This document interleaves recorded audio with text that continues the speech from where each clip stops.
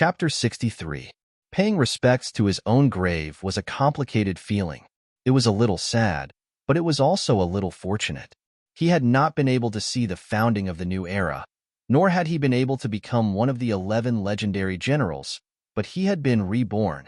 He had not been able to see the founding of the new era, but he had seen the mature and prosperous new era 500 years later. Compared to the end of days, this was like a completely different world. If not for the memories he had inherited from his brain and the historical records and tombstones in the cemetery, Feng Zhao might have even wondered if he was still on his original planet. The changes were simply earth-shattering. As for the merits and praises of his previous life written on the tombstone, Feng Zhao only gave it a cursory glance and did not look any further. He dared to confirm that the person who wrote this was definitely not someone familiar with him, because the word composer was actually not written on the tombstone. That was his true calling, and people who knew him well would not forget that. Feng Zhao thought a lot in front of his own tombstone. He thought about the events of the end of days, about the records he had read in history books, and about the new era. If possible, Feng Zhao even wanted to dig up his grave to see what kind of funerary objects he had buried with him. Just as Feng Zhao was lowering his head to stare at the grave, someone walked over from the side. "Excuse me, may I trouble you to show me your identification?" Feng Zhao raised his head and looked over. It was a young police officer. When he looked over, he flashed his police ID to prove his identity as a police officer. At the same time, he showed Feng Zhao his official credentials. Wearing a white bracelet, he raised his hand to show Feng Zhao that he was an official. Not far away, a few police officers also looked over. They were members of the emergency response team that had been transferred over. Every year at this time, a few emergency response teams would be deployed to various parts of the cemetery to stand guard. If they encountered any suspicious people, they would step forward to investigate. The emergency response teams that had been transferred to the cemetery were experienced in dealing with emergencies. They were very good at apprehending criminals who had infiltrated the crowd. Although identity checks had been conducted in the core area of the cemetery before entering, if there were any suspicious people in the core area, they had the authority to conduct a second check. There were a few people who had just entered the area and were walking over. When they saw the situation, they immediately turned and walked in other directions. After walking far away, they turned their heads and looked over, discussing something in low voices. Feng Zhao raised an eyebrow. Had he been standing in front of the grave for too long and been suspected? In accordance with the other party's request, Feng Zhao brought up the identity information on his bracelet. The policeman looked at the identity information on the hologram and compared it with the appearance, confirming that it was not an impersonation. "Feng Zhao? Sounds familiar. I think there's someone called." The policeman turned around and saw the name on the tombstone. Feng Zhao. Looking at the name on the tombstone, then looking at the name displayed on Feng Zhao's identification information, the policeman was momentarily surprised, but he quickly smiled. Not a bad name. There were billions of people in the new era, and there were countless people with the same names as those who had died during the period of destruction.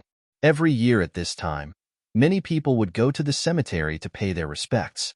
"Thank you for your cooperation. Please continue." After checking Feng Zhao's personal information, the police officer walked back. As he turned around, he gestured to his companions to indicate that there was no problem. After Feng Zhao's identity was checked again, he didn't continue to stay at the tombstone. Instead, he went to look at the other tombstones. The names, both familiar and unfamiliar, evoked many memories in him. Feng Zhao also felt that there were people watching him. It was those few policemen, but he wasn't angry. Every year, these people guarded the cemetery on Memorial Day. The cemetery's safety was guaranteed, and there was no need to worry about the tombstones being damaged. Over 500 years, the tombstones and the cemetery grounds hadn't suffered much damage. Other than the maintenance staff, it was these people who guarded the cemetery at critical times. They were very powerful juniors. Feng Zhao exclaimed in his heart. The few people watching Feng Zhao didn't know what Feng Zhao thought of them. "Lian Kai, is there really no problem with that person?" a young policeman asked. Lian Kai was the policeman who had gone to check Feng Zhao's identity. "No problem," Lian Kai said as he glanced at Feng Zhao walking among the tombstones. "Then why did you go over to check his identity?" another policeman asked. I don't know. I just thought that person was a little strange. He gave me the feeling that he wanted to dig up the tombstone, Lian Kai said. Another person with the same name as the martyr. Hearing this, the others understood in their hearts. What's his identity? A policeman asked Lian Kai. A composer, Lian Kai said. There are 3 types of people that I can't understand. One is a philosopher, and the other is an artist. The thoughts of philosophers are too profound for my intelligence to understand. Artists, on the other hand, blend craziness and calmness. They aren't as close to the secular world as politicians are. Instead, they admire themselves in a world that ordinary people can't understand. I also can't figure out what's going on in their heads. What's the other type? The policeman next to him asked Lian Kai. The other type is a pervert. Then do we still keep an eye on that kid? Keep an eye on him. Although I don't think he will do anything to endanger public security, no one knows what he will do next. It's better to keep an eye on him, Lian Kai said. Fang Zhao didn't pay attention to the gazes of those people. After walking through the cemetery area in front of him, he looked up and saw that the uneven ground was densely packed with tombstones. He couldn't see the end of it. The cemetery area was too big. Fang Zhao couldn't walk through it in a short period of time. It was almost his turn at the public worship area, so Fang Zhao followed a small path in the cemetery area and walked out of the core area. When he looked up, it was still a cemetery area that he couldn't see the end. Behind the core area was the scattered graves area. Some had been moved here after the cemetery was built, while others had been added later. They belonged to the martyrs of the new era. Although this area was called the scattered graves area, it wasn't messy. There were more worshippers in the scattered graves area, and the security wasn't as strict as in the core area. Some parents could be seen walking up to the tombstones with their children, bowing respectfully, placing a bouquet of flowers, and then chattering away. They were probably the family members or descendants of the martyrs. The cemetery area was huge. It would take a long time to walk out, and running was not allowed in the cemetery area. If you were in a hurry, you had to take the cemetery's special train. The ticket wasn't expensive, just $1. Fang Zhao found a window seat after boarding the train and watched as it left the scattered graves area and passed by the core area. However, as it passed by, the passengers in the train suddenly started talking. Fang Zhao saw many people gathering at the core area, but because there were people blocking the way, he could only stand at the side and crane his neck to look. 5 black cars descended from the sky near the core area and drove into the core area along the road.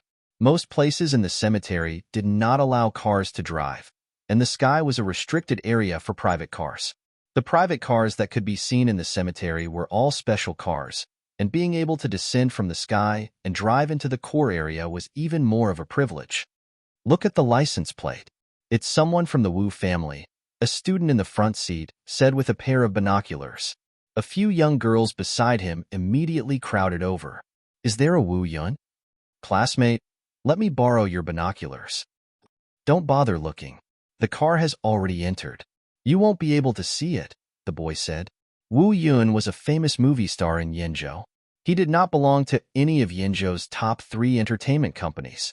He had the financial resources to hire a team to manage his company because he was from the Wu family. Although Yinzhou was named after great General Wu Yan, it was different from Lizhou's Renault family. After Wu Yan's death, the Wu family had experienced a civil war that nearly led to the destruction of the entire Wu family. This was also why Yinzhou's successive governors rarely had the surname Wu.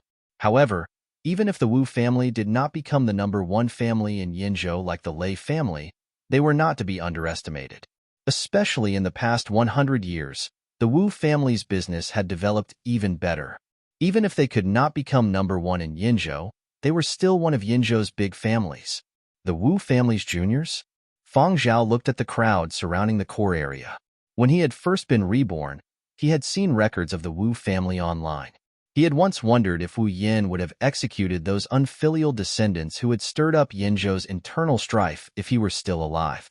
The Wu Yun that the few students had mentioned could only be considered a junior in the current Wu family.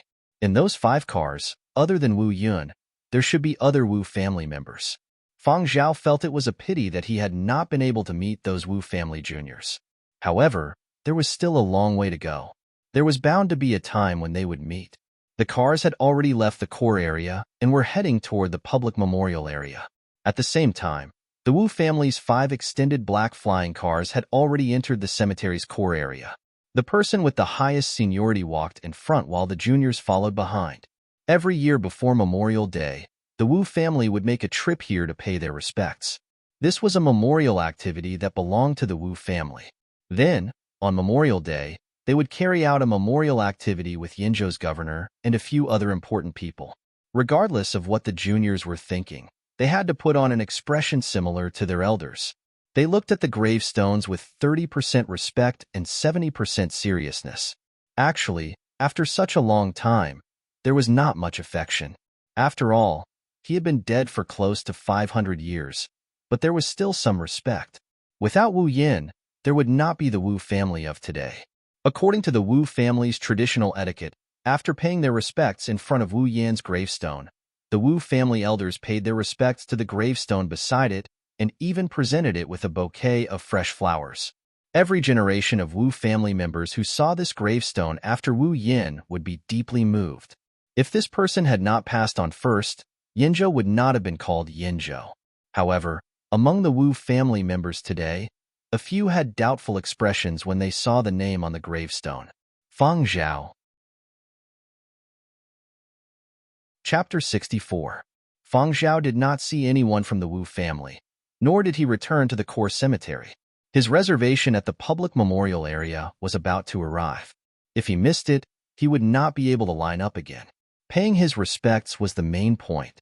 Compared to the core burial area and the scattered burial area, the public worship area was much livelier. There were a few majestic halls in the worship area. They had no fancy decorations and were mainly gray in color. There were reliefs on the outer walls depicting the battles during the period of destruction. The main hall was much taller than the side halls. At the entrance were 2 30-meter-tall statues. One was of Yinzhou's most famous character, Wu Yin. The other was of Fang Zhao. The statue's base was engraved with the same words as those on the tombstones.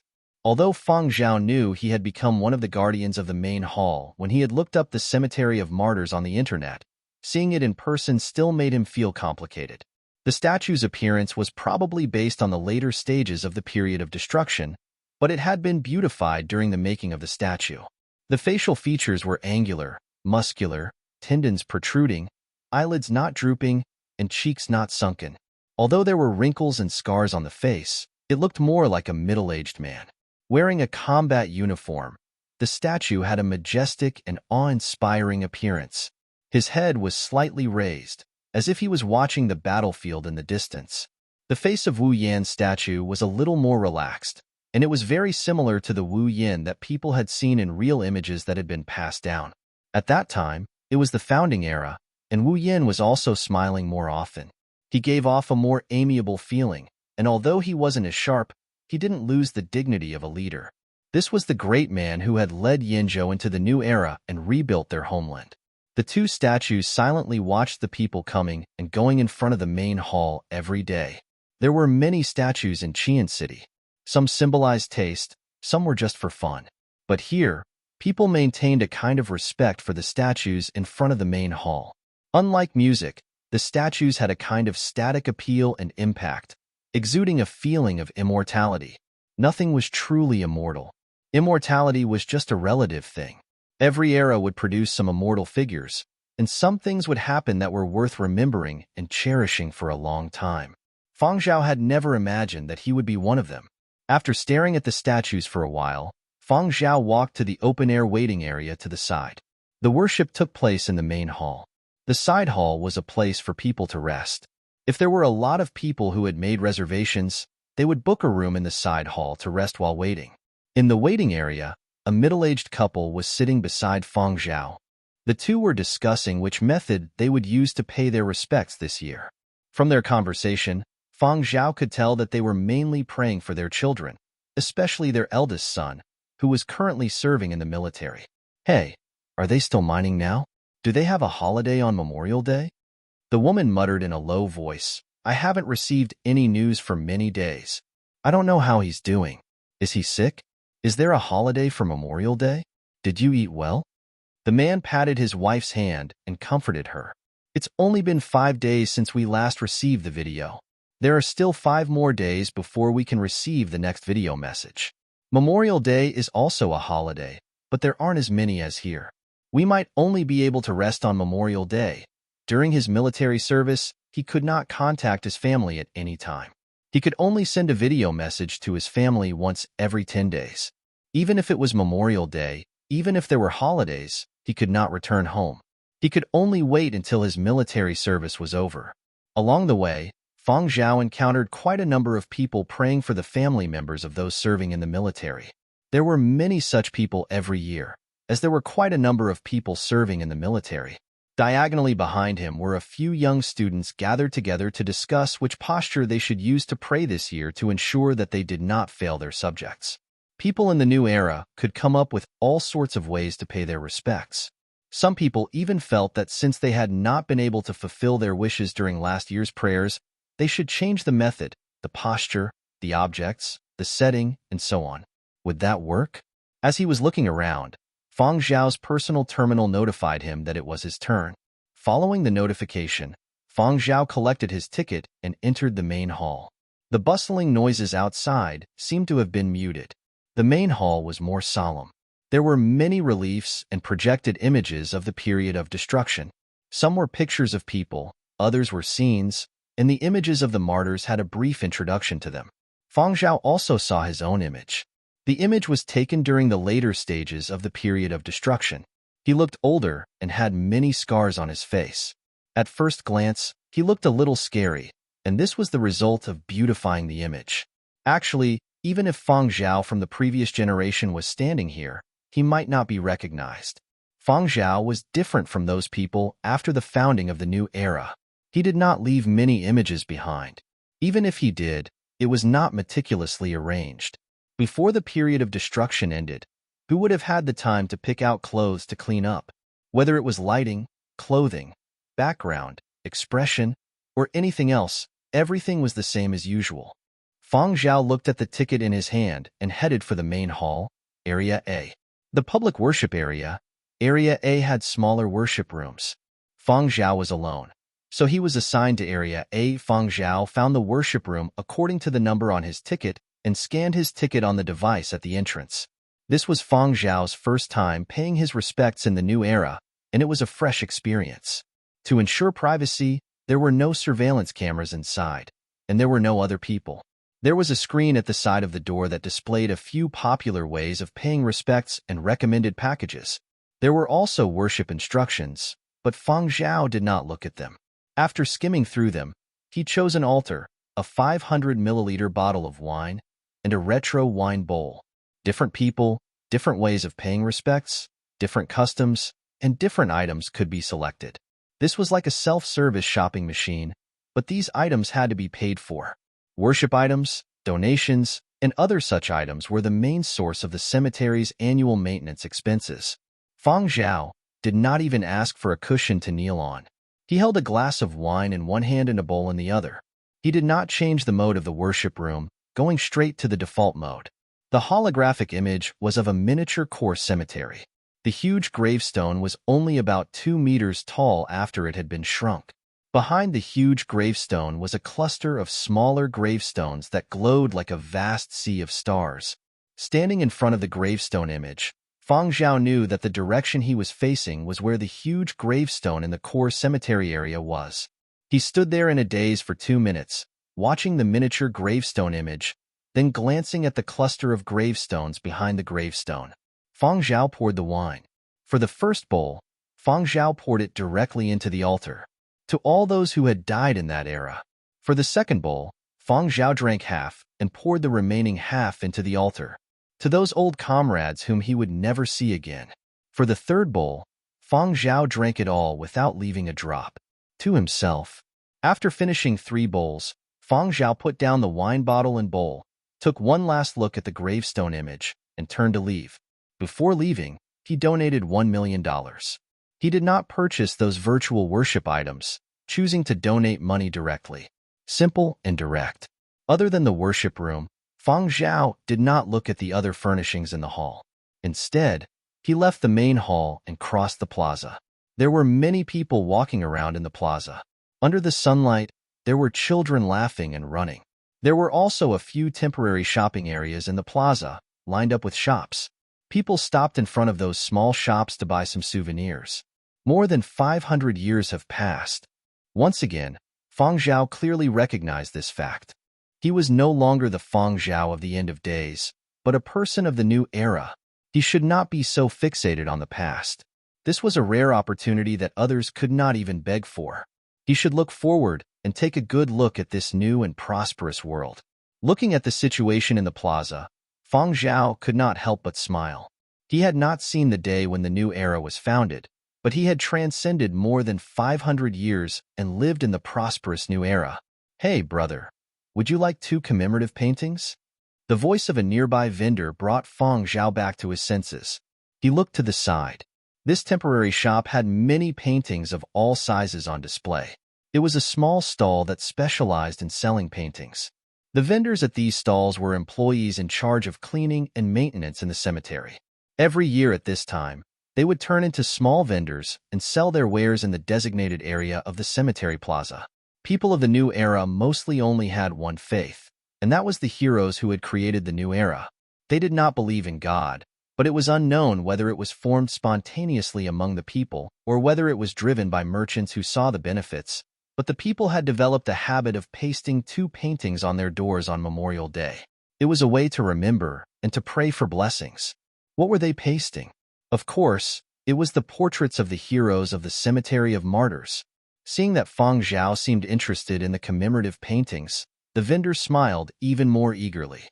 "Come, take a look. This year's new model was designed by a famous designer. It's a new waterproof, stain-resistant material. We are the only place in the entire world that has this new model. You can buy it and paste it on your office or home. Even if you don't use it yourself, you can give it to your friends and family." The vendor rambled on and on about his wares. Feng Zhao was a little stunned. He pointed to the 2 paintings in the vendor's hands. "Who are these 2? You don't recognize them?" The vendor still felt that Feng Zhao's eyesight was not good enough. He opened his mouth in an exaggerated manner, then put on an eager smile and pointed to the 2 paintings in his hands. He then pointed to the pile beside him. The 2 statues in front of the main hall are the same heroes, General Wu Yin and Commander Feng Zhao. Feng Zhao. He felt like he was choking on a glutinous rice ball. Unlike most people, the employees of the Cemetery of Martyrs were very familiar with the information of the martyrs buried in the cemetery. They could recite hundreds of names with their eyes closed, not to mention those who had left a deep mark in the history of the Cemetery of Martyrs. This was a compulsory exam for the Cemetery of Martyrs every year. You don't even know the martyrs of the Cemetery of Martyrs, and you still want to work in the Cemetery of Martyrs. The vendor's mouth could not stop. Not only did he introduce the same heroes in the main hall, he also introduced other heroes. He illustrated the glorious achievements of those people recorded in the history books and spoke passionately and forcefully. It was as if buying a painting would invite a war god back. Feng Zhao looked at the other paintings on the vendor's display with a wooden face. Yes, the artistic commemorative paintings might be a little exaggerated, but they also revealed the characteristics of many people. For example, some people had big beards, some people had bald heads, some people had moles, and so on. They could still match people. For example, Feng Zhao's painting had all the scars on his face. It was just that after the art was done, it was less ferocious. Feng Zhao really admired the artist who could draw the scars like a tattoo and add a sense of fashion. But what the hell is that red cape? When did I ever wear that? Seeing Feng Zhao staring at one of the paintings, the vendor said, "This year, there are a few new paintings of the same heroes in the main hall. Many people buy them. Even if they don't stick them in their own homes, it's good to keep them as souvenirs. Oh, there are others. They are all famous heroes from our continent, from the period of destruction and the new era. They are also new commemorative paintings released this year. If you have a descendant of a martyr in your family, you can choose." Feng Zhao raised his hand and gestured from one end of the stall to the other. "These commemorative paintings of heroes, regardless of the style, give me one of them. Feng Zhao's, give me 10 of them." Chapter 65. Fang Zhao left the Cemetery of Martyrs with a large stack of commemorative paintings. First, he made a trip to his new home, the penthouse he had bought from the old artist Xue Jing in Qian City. The renovations were completed quickly after the transfer. Fang Zhao bought some simple furniture and didn't do much else, as he spent most of his time in the office. When he got home, he put down the other commemorative paintings and only brought the Martyr Fang Zhao memorial painting back to the office. Then, he distributed a set to everyone in the department. 6 different styles, 6 to a set. Boss, this is... Fu Yingtian looked at the commemorative painting in his hands, a little confused. He didn't have much of an interest in commemorative paintings, but his parents loved them. Every year, they would buy some commemorative paintings of martyrs from the period of destruction and paste them on their doors. Sometimes, they would even paste them on the doors of their rooms. He didn't know if it was custom or if they truly believed in the blessings of the martyrs. I know this commemorative painting. Wan Yu recognized the face of the person in the painting the moment she saw the scar on the face. Who? Zhu Wan and the others looked over. Wan Yu glanced at Fang Zhao. Big Zhao, why did you buy a commemorative painting of a martyr with the same name? A martyr with the same name? Zhu Wan and the others exclaimed. Don't tell me this commemorative painting is of the one mentioned in history books? They knew about the big shot from the period of destruction. In history class, if he hadn't passed away so early, Yinzhou would have had a different name. However, there were many people with the same name as martyrs. From primary school to university graduation to work, Fang Zhao had encountered many. At first, he had been curious and surprised, but now he was indifferent. Even when he had found out that the virtual idol project had been given to a newcomer named Fang Zhao, he hadn't been surprised. Oh, it's him. Zhu Wen looked at the commemorative painting in his hands. Back in secondary school, there was a test about him. Yeah, I even saw students complaining online about the test about the 2 statues in front of the main hall of Yinzhou's Cemetery of Martyrs public worship area. I heard that most students couldn't answer correctly. Some only guessed correctly Wu Yin. After all, it's Yinzhou, and everyone knows great General Wu Yin. As for the other statue, few guessed correctly, Peng Pusong said as he studied the commemorative painting in his hands. When we took the test, we never got it wrong. Zhang Huang smiled and glanced at Wan Yu.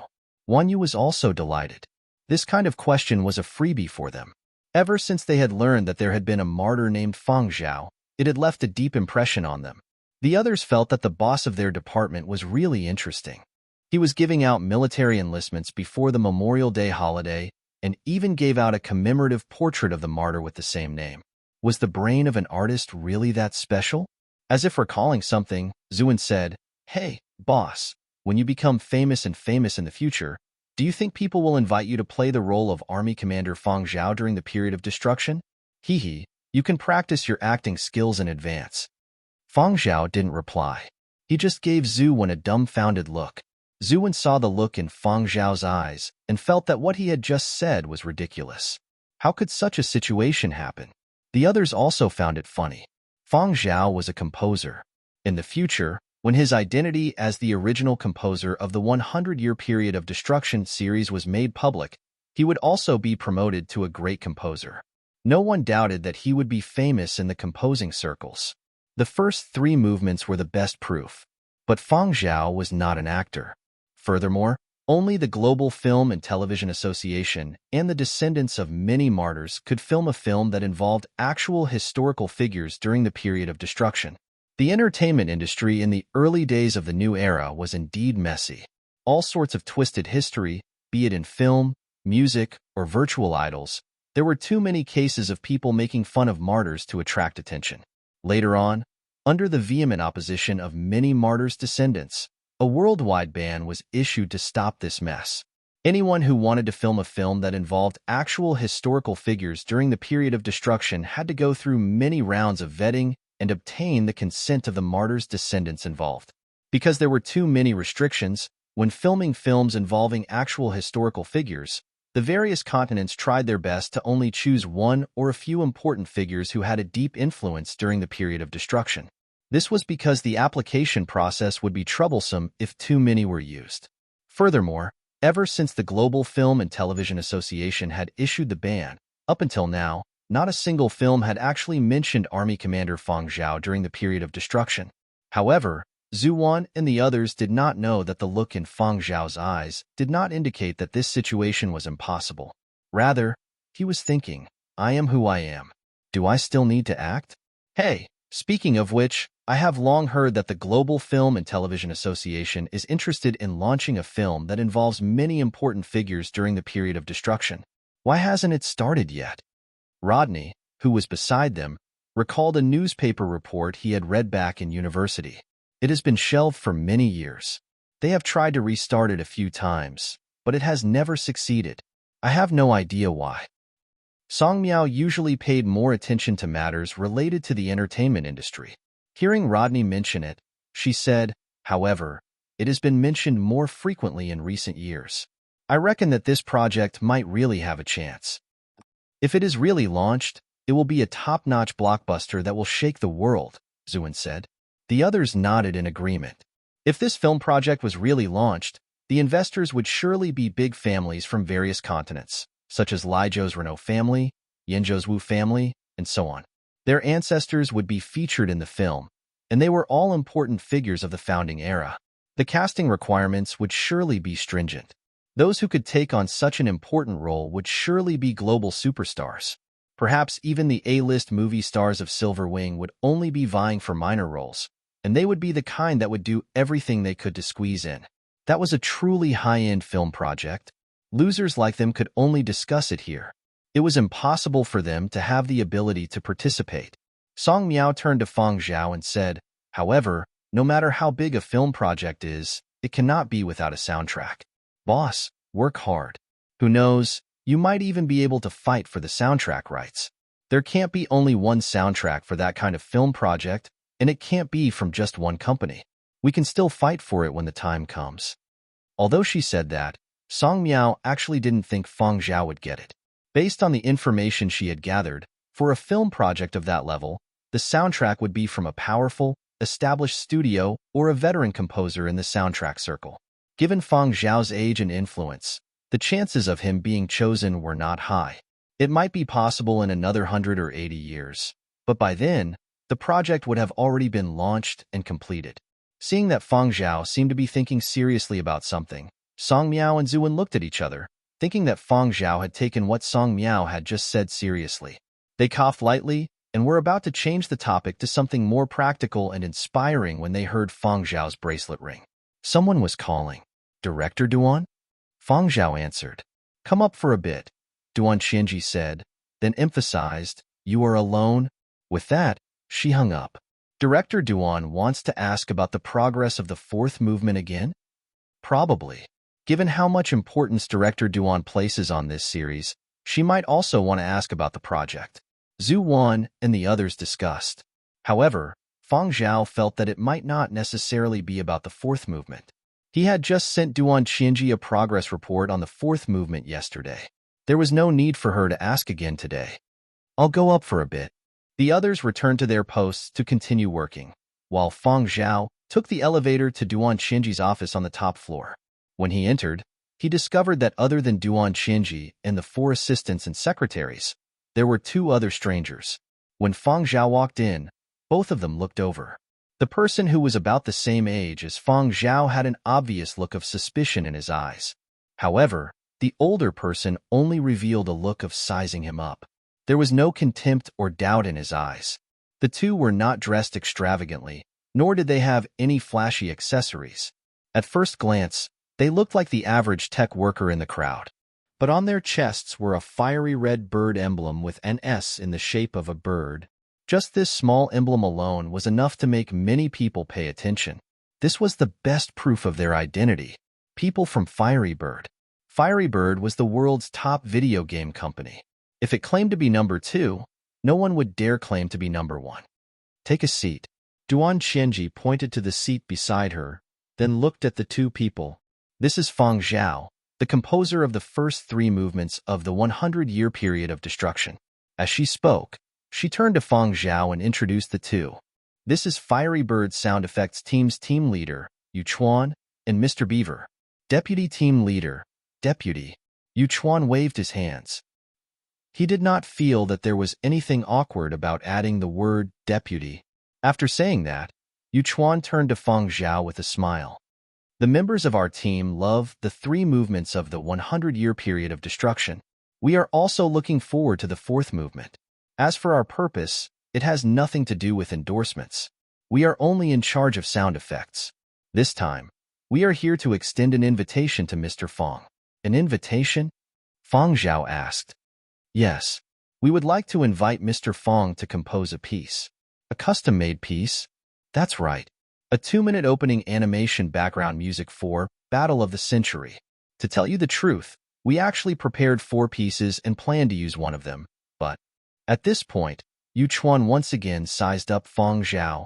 After listening to the first 3 movements of the 100-year period of destruction, our sound effects team leader was not satisfied with the 3 pieces that we prepared beforehand. It's not that they are not good, but they are still lacking in compatibility with the game. So, we have already sent out invitations to 18 master composers and studios across 12 continents. Mr. Feng, this is the last stop. Our sound effects team leader personally instructed us to extend an invitation. On the 19th? Feng Zhao asked. Yes. Feng Zhao was silent. They had invited 19 composers and promised to buy all 19 of their compositions, but when it came to the actual game, Fiery Bird would only choose the one that they were most satisfied with. Chapter 66. Mr. Feng is the 19th and last invitee. Yu Chuanhuan smiled and looked at Feng Zhao. In a serious tone, he said, but if Mr. Feng has other plans or feels that time is too tight, you can decline. I forgot to mention that the first draft has to be ready by March. As Yu Chuan spoke, he was also observing Feng Zhao's expression. From the moment Feng Zhao had entered, he had sensed that this young man was different from his peers. He was not faking his composure. Even when he saw the Fiery Bird insignia on their chests, he only revealed a hint of surprise. He did not deliberately hide it or suppress his excitement. And now, when he was told that he would be invited to compose the background music for the opening animation of a game produced by the famous Fiery Bird company, he did not feel excited. He just sat there and listened attentively, as if he was just listening to a report. Listening to a report? Yuchuan was startled by the analogy that suddenly flashed through his mind. Maybe he had been too busy sending out invitations recently. That was why he was hallucinating. Tossing aside his thoughts, Yuchuan looked at Feng Zhao again. Feng Zhao's fingers were casually tapping on his thighs. He could not find any pattern, and Feng Zhao himself seemed to be daydreaming. Cough. Duan Xinji could not stand it any longer and coughed to remind Feng Zhao. Feng Zhao's fingers paused and turned to Yuchuan. I need to watch the opening animation first. Yuchuan thought to himself, can you hear what I just said when you're daydreaming? Sure. But Mr. Feng needs to sign a confidentiality agreement first, Yuchuan said. Feng Zhao's request was reasonable. If Feng Zhao had agreed without even watching the opening animation, Yuchuan would have been disappointed. I understand the rules. After the confidentiality agreement was signed, Yuchuan handed Feng Zhao a palm-sized projector in the shape of the Fiery Bird logo. The image was projected into the air. Feng Zhao watched the short 2-minute opening animation seriously. Actually, animation was just a term of endearment passed down in the industry. When Feng Zhao actually saw this video, he realized that the degree of realism was too high. It was as if it had been shot in real life. This image was not inferior to the movie's Silver Wing invested in every year. While Feng Zhao was watching the opening 2-minute clip, Yuchuan was still observing Feng Zhao. In his mind, he was assessing whether Feng Zhao really had the ability to compose a movement of such quality, and whether there was a possibility of continuing their collaboration. Feng Zhao watched very seriously. At the same time, his fingers started tapping again. He didn't move much, and Yuchuan couldn't see any pattern. After the 2-minute video ended, Feng Zhao turned to Yuchuan and said, all right, 1 month is enough. Everyone else in the room looked at Feng Zhao. Duan Xinji had wanted to stop Feng Zhao, but it was too late. The other Fiery Bird employee, Bai Fu, who was sitting beside Yuchuan, had his eyes wide open, as if he could not believe that Feng Zhao was actually so confident. Confidence is good, but overconfidence is stupid. Bai Fu had followed Yuchuan to invite 18 composers.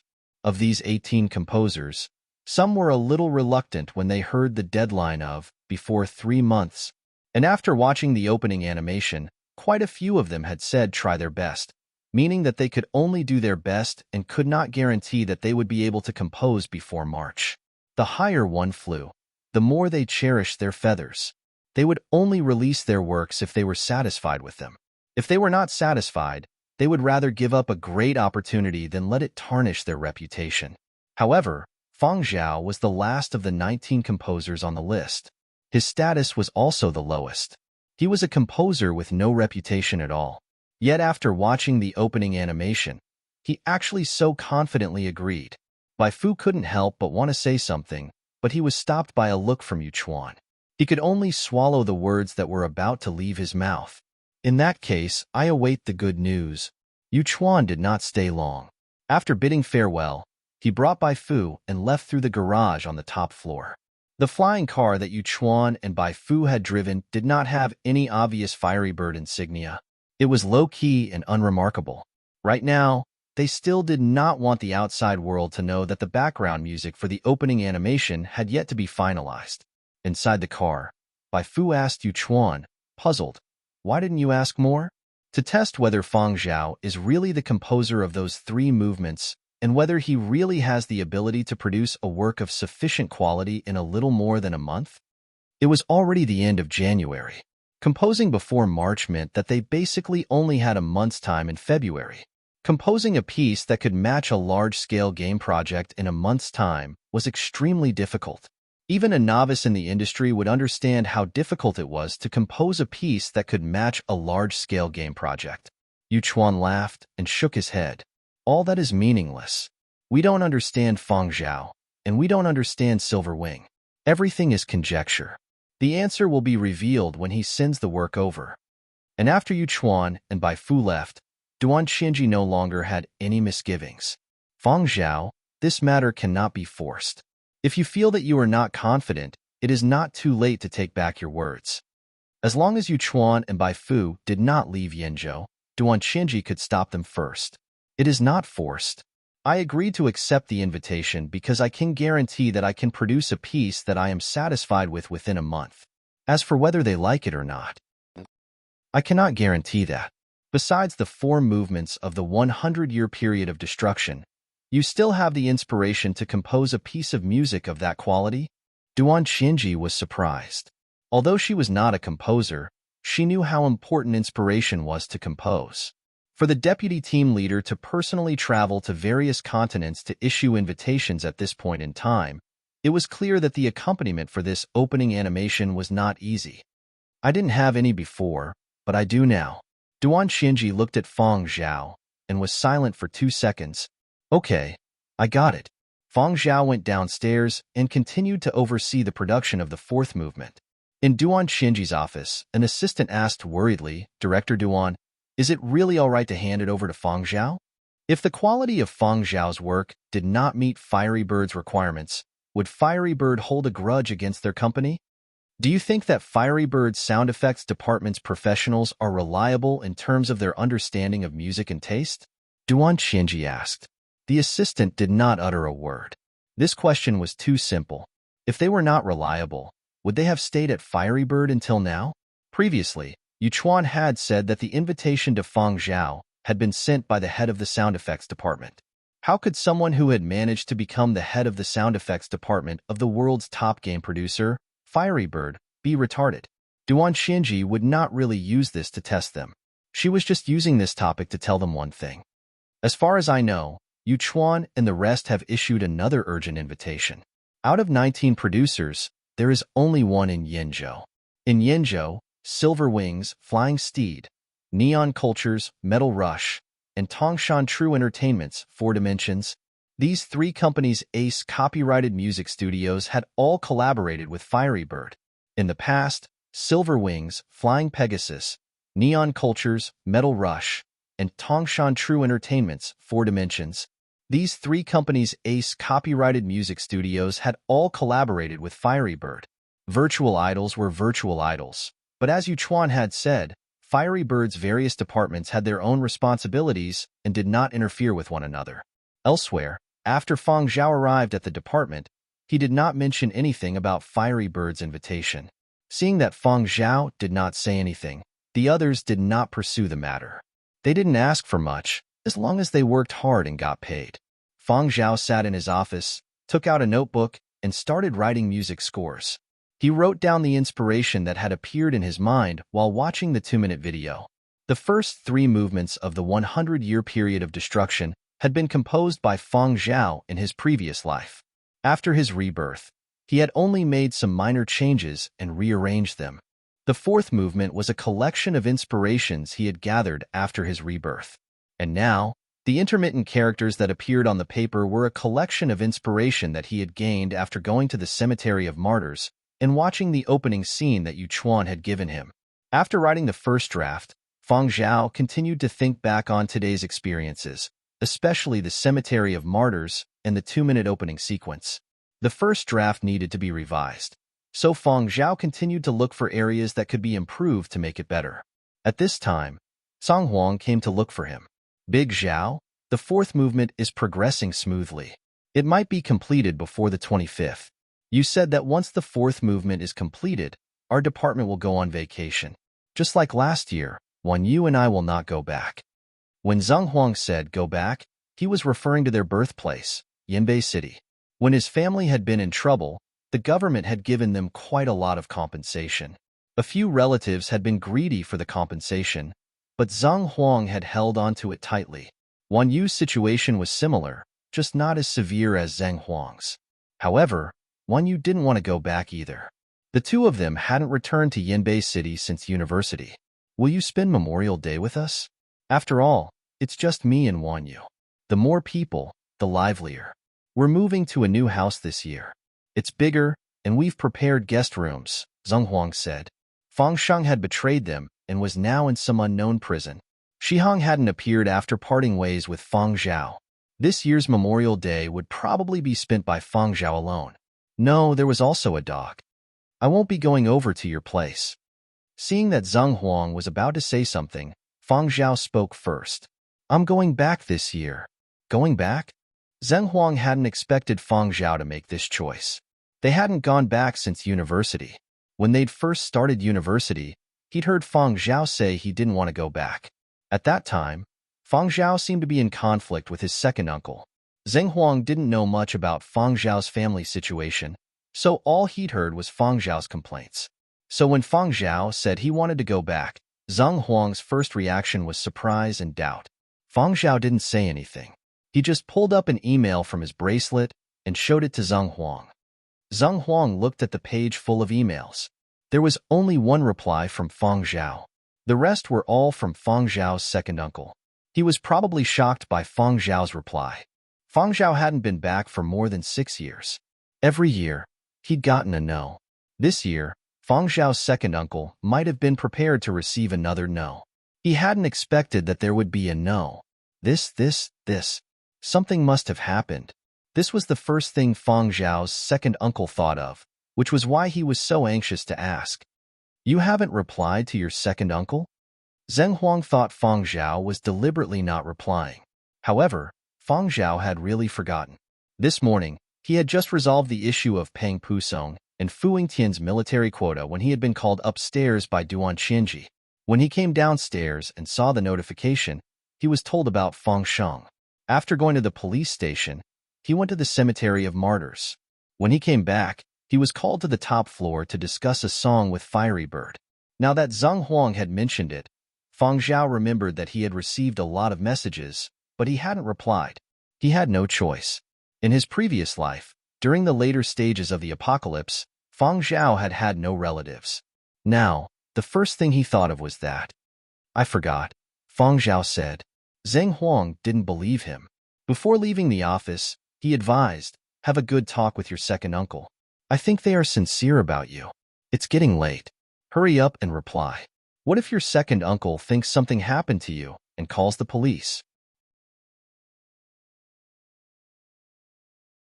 Chapter 67. Fang Zhao replied. The second uncle seemed a little excited. He didn't use a voice message, but the text showed that he was very happy. He even sent a photo. Fang Zhao knew from the memories of the original owner of his body that there were 4 members of the second uncle's family: the second uncle, the second aunt, and 2 cousins. There was also a little girl in the photo. When the original owner was in college, the second aunt gave birth to a little sister. She was now 6 years old. Over the next few days, the entire department worked hard and finally completed the 4th movement on the 24th. This meant that the Virtual Projects Department's Memorial Day holiday was about to begin. On the 25th, Fang Zhao took them out for a sumptuous meal before parting ways. Fang Zhao didn't bring curly hair with him. Instead, he let Zheng Huang and Wan Yu look after him. On January 26th, Fang Zhao took a ride from Qian to Yanbei with a technician Zhu Wen was familiar with. The technician was also from Yanbei, but he only worked in Qian. When he found out from Zhu Wen that Fang Zhao was also returning to Yanbei, he offered to give Fang Zhao a lift. However, that technician's final destination was not the same as Fang Zhao's. One was at one end of the city, the other was at the other end of the city. Fang Zhao declined the technician's kind offer to send him directly to his home. When he reached Yanbei City, he called for a taxi. Ditong Street. Yes, there's a little traffic jam there. There are a lot of people these days, so the ride will be slower. The fare is higher, the cab driver said. Understood. Fang Zhao gazed out the window. The crowd on the side of the street was moving slowly. As he passed by the crowded square, Fang Zhao felt as if he had gone back to square one after a lifetime. If the apocalypse hadn't happened, the world would have been the same during major festivals. It was crowded but lively. Everywhere was festive. However, that feeling quickly disappeared. The apocalypse that had lasted for 100 years was real, and a new era had long since taken over. Trains sped along the tracks. Flying cars came and went in the sky. He couldn't return to square one, because the world was still progressing. We've arrived at Ditong Street. Outside, there were tall buildings on both sides of the street. The good thing was that the distance between the 2 buildings was relatively large, and the streets below were not as dark as they usually were in broad daylight. In a residential building that was nearly 100 stories high, there would be a corridor that expanded outward every 5 stories. It was wide enough for 2 cars to pass through, but cars were not allowed to drive quickly on it. Every so often, there would be a more prominent semicircular platform on the stairs. These were parking bays, and there were even numbers written on them, representing the number of parking bays on this floor. Stop at the next parking lot on the 25th floor, Fang Zhao said. Fang Zhao's memory of the address of his second uncle's house was hazy, but a few days ago, his second uncle seemed to have anticipated that Fang Zhao might not remember the address, so he had sent him the specific address. Fang Zhao just had to follow the instructions. After getting out of the car and paying the fare, Fang Zhao saw a group of children running toward him. Those who were a few floors up were running slower, and their faces were red with anxiety. There was no helping it. The elevator could only send a limited number of people. Those who could not make it to the front could only wait for the elevator to go up. Turning his head to look behind him, Fang Zhao saw a float car approaching and stopping where the taxi had been. Whether it was Qian City or Yanbei City, it was common to see adorable floats running around. These were floats that sold candy, and children loved them. The floats' windows were filled with all kinds of candy. The dazzling colors, the fragrant fragrance, and the signature music of the floats sold candy. Wherever the float went, it would always be surrounded by children. When the float car stopped, the children running at the front rushed over and skillfully selected a few types of candy that were within the purchase range and that they liked. The children behind them who were running slower cried out anxiously. They were worried that the ones they had their eyes on would all be picked. Fang Zhao smiled as he watched the children squeezing their way toward the float car. His own memories of his childhood had long been hazy, but when he saw those children chasing after each other, some blurry memories resurfaced. They weren't clear, but they were still there. Fang Zhao had intended to leave this place to these children who only had eyes for candy, but just as he lifted his foot, he saw a familiar face among the group of children. A 6-year-old girl nimbly bypassed the 2 big fellows in front of her and arrived at the window selling candy. She stood on her tiptoes and ordered a few types of candy. A salesperson wearing a childish candy outfit smiled as he took a few types of candy from the window shelf and handed them to the little girl. The little girl received the candy and raised her hand, which was wearing a little bear bracelet, and patted the payment area of the window. She turned around and was about to leave when she raised her head to look longingly at the little bear hanging above the window. The floats that sold candy in this area were arranged according to the consumption level of the residents. The more expensive types sold less, so they were placed higher up. The surrounding children also looked at the candies above the window with envy, but they only wanted to satisfy their cravings. They knew that they couldn't buy it because the money given by their families was limited. "Give me one of those, candy." The salesperson, who was smiling at the young customers, raised his head when he heard the voice. He was stunned when he saw a young fellow, but he smiled and took the candy the other party was pointing at from the shelf. The little girl who had just bought the candy also raised her head and looked over. She exclaimed, "Big Brother Zhao? Little Belle Fong?" Fong Zhao lowered his head and asked. This little girl was his second uncle's 6-year-old daughter, Fong Ling. When she was born, his second uncle and aunt heard someone ringing a bell and gave Fong Ling the name Little Belle. "That's me." Fong Ling nodded vigorously. These few days, her father had been showing them photos of Fong Zhao, but they were all from before Fong Zhao went to university. 6 years had passed, and there had been some changes, but Fong Ling still recognized him at a glance. She didn't know if she had really recognized him or if it was a child's subconscious instinct to pull candy buyers to people she knew. The surrounding children looked at Fong Ling enviously. So it was Fong Ling's older brother. Fong Ling was really lucky to have someone buy candy for her. "Hello, here's your candy." The salesperson unwrapped the candy and handed it to Fong Zhao. Fong Ling's eyes were wide open. Her eyes were sparkling with anticipation. Then she saw her cousin, whom she had met for the first time in 6 years, eat the candy she had wanted for so long. Looking at the candy with the bare head bitten off, then looking at Fong Zhao eating the candy, Little Belle was dumbfounded. The salesperson and the surrounding children were also dumbfounded. So this guy was buying candy for himself? Under the watchful eyes of the people around him, Fong Zhao calmly finished the candy. During the end of days, they also ate candy, but that kind of candy was completely prepared for battle. It didn't taste good and was hard enough to crack walnuts, but as long as it provided enough energy, they liked it. Everything was for the sake of replenishing energy, so they didn't care about the taste. Fong Zhao hadn't eaten candy that looked, smelled, and tasted good purely as a snack in a long time. The soft candy coated in powdered sugar slowly melted in his mouth. The lingering sweetness spread with warmth, as if dispelling the winter chill. However, Fong Zhao was just trying something new and teasing the children. He didn't really like these things. Glancing at the dumbfounded Little Belle, Fong Zhao scanned the interior of the flower cart and asked the salesperson, "Are you selling that too?"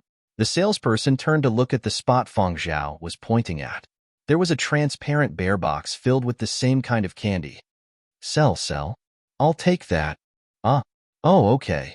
The salesperson moved the half-meter-tall box over. "There are 50 little white bears here. You can count them." She didn't expect that she would be able to sell an entire box of candy, which was usually hard to sell even a single stick on a normal day. Fong Zhao opened the box and looked at the surrounding children who had yet to leave. "If you can line up from shortest to tallest in 10 seconds, I will give each of you one." The little kids present had no concept of 10 seconds, but when they heard it was seconds, they all started moving. 10, 9, 8. The children, who were about the same height and had wanted to quarrel over the order in front of them, stopped arguing when they heard Fong Zhao's announcement and hurriedly lined up. Fong Ling looked at the line and then at Fong Zhao. She rushed into the line and found a place to line up. The salesperson in the float car gaped as she watched the group of children who had been squeezing at the window a moment ago form a long line in the span of a few breaths. When the line was about to exit the parking lot area, it turned back and finally formed an S shape. People passing by on the 25th floor's sky walkway also looked over curiously. A few people in the building opened their windows and looked over. 3, 2, 1. Time's up. I'm going to review.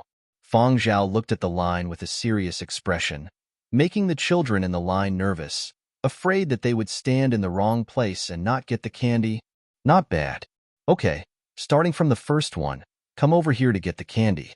After distributing the candy among the 32 children present, there were still 18 left in the box. Fong Zhao handed the box and the box to Fong Ling. For me? Fong Ling was so shocked that she almost dropped the candy in her hand. For me? Fong Zhao nodded. You don't want it? Yes. Thank you, brother. Hugging the box tightly, Fong Ling's dumbfounded expression turned into a silly smile. Chapter 68. From Fong Zhao's memory, the original owner of his body had only stayed at his second uncle's place for a short period of time after the tragedy. After that, he had been living on campus. In addition, the government had also allocated compensation housing to them. The original owner of his body had grown up with Zhang Huang and a few others and lived in the same building. Their circumstances were similar. After receiving the compensation housing, they lived together. On top of that, with the compensation they received, they didn't need any financial support from relatives. The original owner of his body had always kept his other relatives at a distance. Perhaps it was because he had seen Zhang Huang and Wan Yu's relatives trying to get their way with the compensation money, or perhaps it was because of Fang Shang's influence. The original owner of his body rarely hung out with his relatives. But before he went to college, his second uncle, who was his guardian, had helped him a lot. It was just that they didn't get along very well, so the original owner of his body was particularly repulsed by his second uncle. Before committing suicide, the original owner of his body remembered his second uncle's words. A long time ago, his second uncle had warned him to be wary of Fang Sheng. Because of this, the uncle and nephew had gotten into an argument. As a result, the original owner of his body became increasingly distant and closer to Fang Sheng. He hadn't told his second uncle that he had changed his contact number. His second uncle's family could only send him a few emails every year. Sometimes the original owner of his body would reply, and sometimes he would ignore them. People always made mistakes, but some mistakes were fatal. Regret couldn't fix them. Second uncle of the Fong family had a square face and two thick eyebrows that were slightly raised. His face was flushed red, probably because he had just drunk a little. He looked at Fong Zhao excitedly, but he had to put on the stern expression of an elder. He opened his mouth a few times to say something, but he swallowed his words, as if he was afraid of saying the wrong thing. On the other hand, second aunt pulled Fong Zhao aside and asked him a lot of questions. She asked about his experiences over the past 6 years and about his current job. Fong Zhao picked out some of the memories he had left in his mind. Looking at second aunt's warm smile, Fong Zhao sighed in his heart. If these people knew that the original Fong Zhao had committed suicide long ago, he wondered what they would think. Does that mean you've signed a contract with Silver Wing and are composing for them? Little Zhao, don't mind second Annie's nagging. You composers have to protect your works well. Don't get cheated and sold off cheaply. Guard against people. A few days ago, I've heard of a major company stealing songs. In any case, after composing a complete song, you have to leave a record of your composition. Don't just record it on a piece of paper. Just in case. I'm just saying just in case, if it gets stolen, at least the earliest record of your composition can be found during a lawsuit. If it's just a piece of paper and it's lost, there's no way to prove it. I know. Fong Zhao nodded. Second uncle of the Fong family, who was sitting next to them, could not hold it in any longer. He interjected, especially watch out for that Fong Sheng who's with you. After saying that, the Fong couple looked at Fong Zhao, wondering if Fong Zhao would quarrel with them over this. No need, Fong Zhao replied. Why not? That kid looks like he's full of wicked ideas. Second uncle wanted to say something, but Fong Zhao continued. Fong Sheng is already in jail. Second uncle was about to say something when Fong Zhao continued. Fong Sheng is already in jail. Second uncle didn't finish his sentence. Fong Zhao briefly explained how Fong Sheng had stolen the song, but he did not mention the few movements Fong Sheng had composed. Fong Zhao gave a brief summary of Fong Sheng's theft, but he did not mention the few movements he had composed. So, the news I heard some time ago was talking about him. Second Aunt Fong sighed. There was only a vague report on Fong Sheng's illegal act of stealing the works of many people. His full name was not mentioned in the news, but the focus was on the incident and reminding other creators to take heed. Neon culture was also involved. Fong Sheng was just a minor character. Too much coverage would affect the company's reputation. People who didn't follow the music industry only knew such things had happened. As for who the culprits were and where they came from, They didn't know and didn't care. I told you to watch out for that kid. He's up to no good. Second uncle was still angry. His already stern eyebrows rose sharply. If you had been on guard against Feng Shang, none of this would have happened. Too bad you didn't listen back then. His intentions were good, but he didn't know how to express them in a way that young people liked. His words sounded like a reprimand. Sensing that his tone was a little overboard, second uncle stiffly changed the topic and pointed to the fruit juice on the table. Cough that, drink some fruit juice. Yesterday, I got someone to bring it over from Muzhou. Don't you kids like to drink this? As second uncle spoke, he suddenly remembered that Feng Zhao had already graduated from university and had a job. He was no longer the kid they remembered. Don't mind him. That's just his bad temper. Actually, your second uncle is just concerned about you. Although you are no longer a student and have started working, in our eyes, you are still a child, second Aunt Feng said to Feng Zhao with a smile. It wasn't that she looked down on Feng Zhao, but as an elder, she couldn't help but care. Furthermore, Feng Zhao was the only son of second uncle's biological brother. When Feng Zhao heard this, he thought to himself, in my heart, you guys are just kids. Is 40 or 50 that old? Oh, I'm over 100 years old. At the same time, second aunt, who didn't know what Feng Zhao was thinking, sighed. After 6 years, Feng Zhao had indeed matured a lot. When she had opened the door and seen Feng Zhao, she had been stunned for a moment, not daring to recognize him. 6 years ago, Feng Zhao had seemed to draw a small circle around himself, as if he was always separating himself from the people around him. He always looked at people with a guarded and distant gaze. But the Feng Zhao now, she couldn't tell what he was feeling. In any case, he wasn't the same as he had been 6 years ago. Even though he wasn't very warm, at least he wasn't distant. As she spoke, the door opened. Second uncle's eldest son, Feng Yu, and second son, Feng Qi, walked in, carrying a lot of things. Feng Yu was 20 this year, and Feng Qi was 12. Seeing Feng Zhao sitting on the sofa, the smile on Feng Yu's face faded. What took you so long? Did you forget again? Second uncle's two thick eyebrows shot up. He was very displeased with his two sons' unpunctuality. He had reminded them early in the morning to come back early after shopping, but the two of them had delayed until now. 12-year-old Feng Qi shrunk his neck when he saw that his father was about to get angry again. Feng Yu, who was beside him, had an indifferent expression. He was already used to his father's temper. Probably because Feng Zhao was here, second uncle didn't continue. He glared at the two of them. Come over here. This is your brother Zhao. Brother Zhao. Brother Zhao. Compared to Feng Qi's greeting, Feng Yu's greeting was obviously more perfunctory. Second uncle's eyebrows shot up again. He wanted to say something, but second aunt held him back. Feng Zhao didn't mind Feng Yu's attitude. From his memory, he knew that Feng Yu's attitude wasn't without reason. Oh right. Feng Zhao fished out 2 boxes from his backpack and handed them to the two brothers. These are your Memorial Day gifts. I don't know what you guys like now, so I asked someone in my department and chose this. I've tried this model used by people in my department.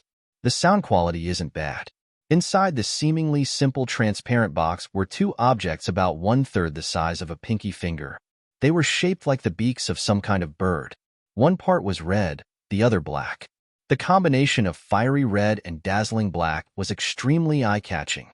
And this combination of 2 colors made people familiar with earpieces think of a certain company. Feng Yu and Feng Qi's gazes were glued to the black side of the earpiece. There was an obvious fiery red S logo on it. Firebird earpiece. Did you give it to us? The younger Feng Qi was so excited that he was stuttering. If he had a tail, it would probably be wagging happily. Feng Yu lightly patted his younger brother's head. In his heart, he despised his younger brother's immediate betrayal, but his gaze still unconsciously drifted to the earpiece. Whether it was music, movies, or gaming, they couldn't do without earpieces. In the new era, whether it was young or old, everyone had been exposed to the internet and electronic products from a young age. They might not be proficient with earpieces, but they had a basic understanding. Second uncle also knew what the name Fiery Bird meant. He told Feng Zhao, "Don't waste your money." Second aunt patted second uncle on the back and gave him a look. "If you don't know how to talk, shut up. What do you mean by spending money?" The other party had good intentions, and it was even a Memorial Day gift for the two of them. Look at that tone of voice. No wonder uncle and nephew often quarreled. All right, go play somewhere else. Fang Yu, tidy up your room. Second uncle waved at Fang Yu and Fang Qi. No need. I bought a house in Yinbei, Fang Zhao said. When did you buy it? You're going back to Yinbei to work? Second uncle asked in surprise. I just bought it. I'm not going back to Yinbei to work. I just bought a house here. When Fang Zhao said this, second Aunt Fang understood. Fang Zhao's motive for buying a house in Yinbei was just to have a place to stay when he returned. Then stay here and sleep. We haven't seen you in 6 years. We're happy to see you. Your second uncle bought groceries early in the morning. He's going to cook his signature dish. Cough. Second uncle's face turned even redder. He wanted to change the subject. As he thought about it, second uncle's smile faded and he sternly asked, Little Zhao, have you completed your military service? If Fang Zhao had completed his military service, surely someone would have contacted Fang Zhao's relatives to prevent any unforeseen circumstances from happening. According to the information on the file, as Fang Zhao's former guardian, second uncle had not received any notification. He had wondered if Fang Zhao had someone else's contact information. When Fang Zhao was in university, he had asked a few times, but Fang Zhao had ignored him. This time, seeing Fang Zhao, he couldn't help but ask. At the mention of this matter, second aunt stopped teasing. No, but I won't be doing my military service this year. My schedule is a little tight, Fang Zhao said. If that's the case, that's fine. Let me know if you need any help. Second uncle has 2 classmates who are in the military. Every year, they bring along people who do their military service. Little Yu plans to do his military service this spring.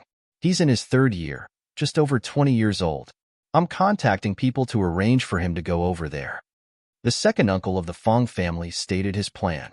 The place he wanted to arrange for Fang Yu was not a very comfortable place.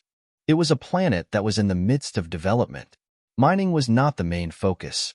The people there were busy with construction, and people who did their military service might participate in the construction. Military service is for him to train. It's fine if it's a little tough, but he has to worry about other things. As people who had served in the military, second uncle and second aunt knew very well what they needed to pay attention to. Where there were people to help, it was fine if it was a little tough. It was a good thing to train and sharpen one's character. It would also have a positive effect in the future. The worst thing was that the atmosphere in the same batch would not be good. The place he went had no one to protect him, and he would be easily bullied. Fang Yu was not a tactful person. If there really was a conflict, given the impulsive temperament of young people, there was no telling what kind of bloody incident would happen. Although second uncle of the Fang family knew the people stationed there, and his old classmates were willing to help, they couldn't interfere in how to arrange for the people to go over. Every time military service was mentioned, people in the new era always had 2 reactions: find people or spend money. The money had already been saved up.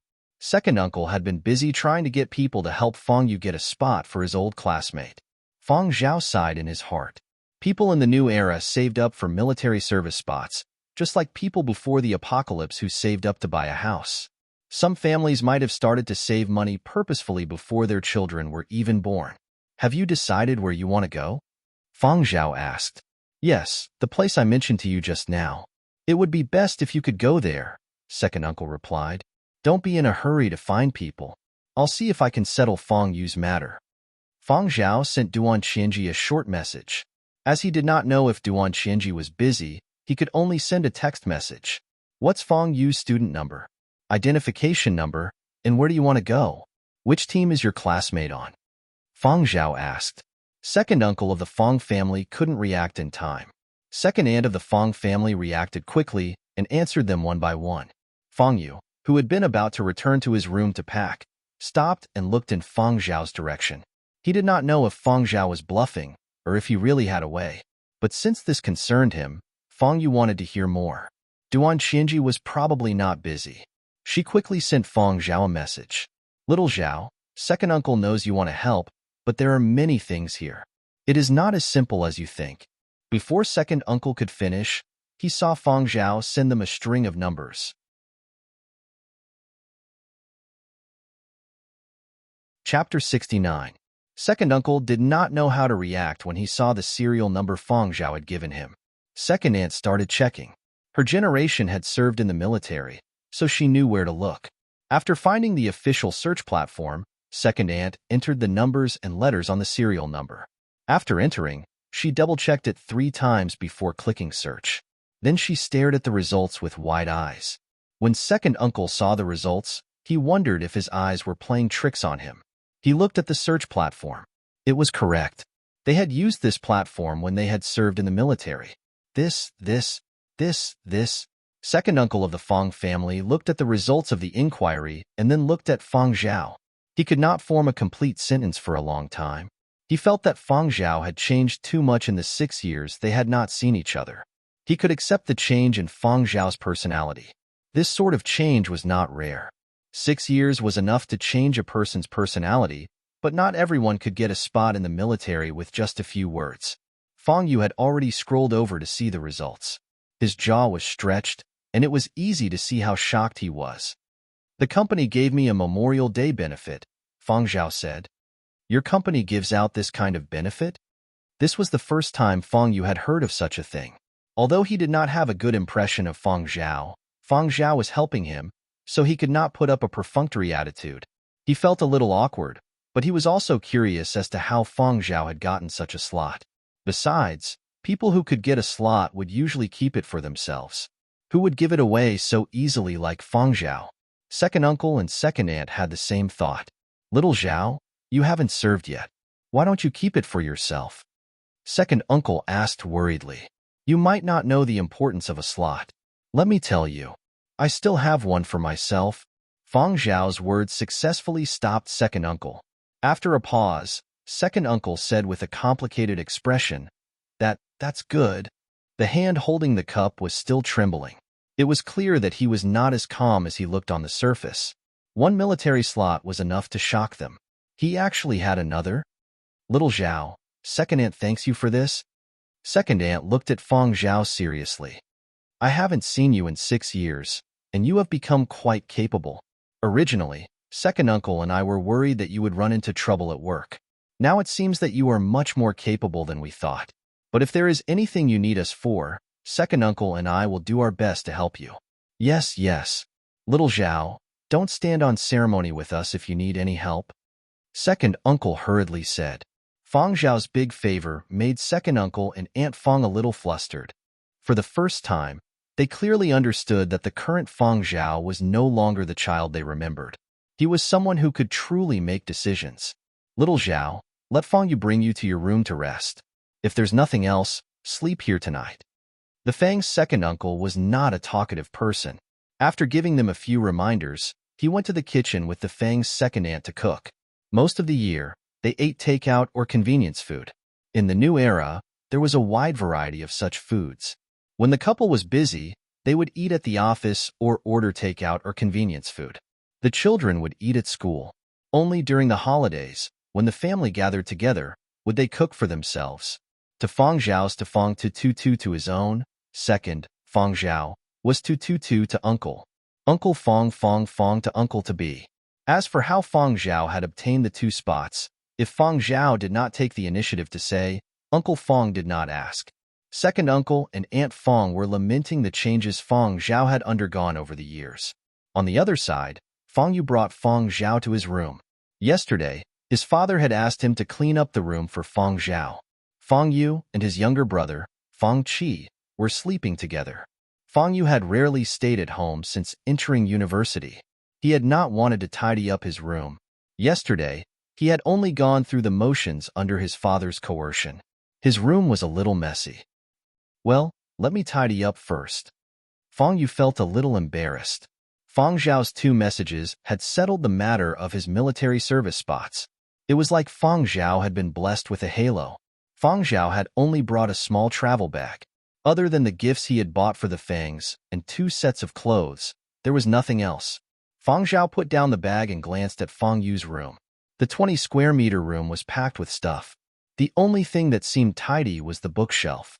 "Can I read these books?" Fang Zhao asked, pointing to the bookshelf. "Feel free.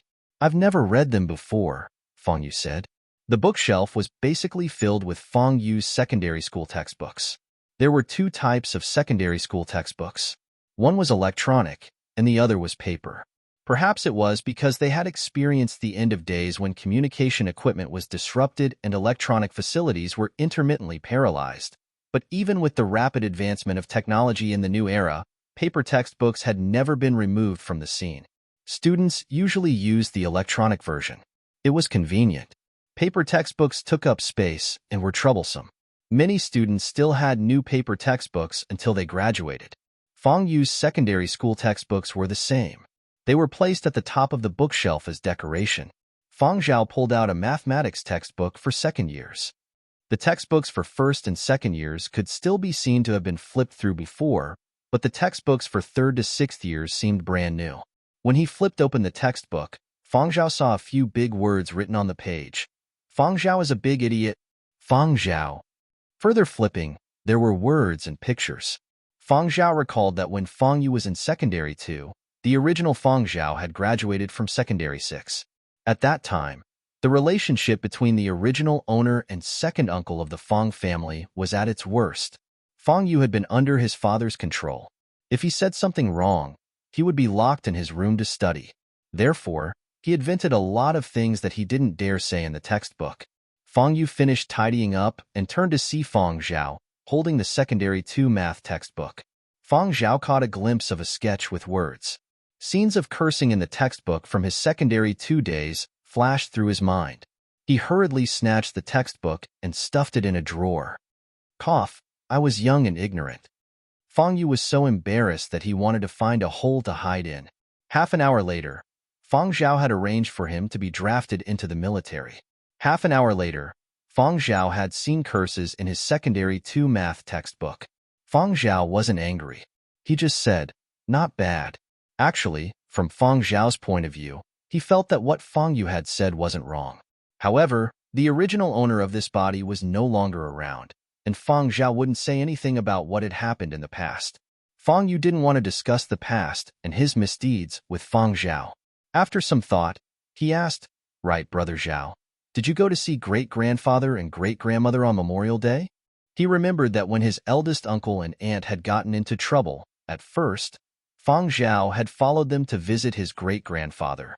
Later on, after a few arguments with his father, Fang Zhao had stopped hanging out with them and hadn't visited his parents on Memorial Day. Fang Zhao searched his memory and found some relevant information, but it wasn't much.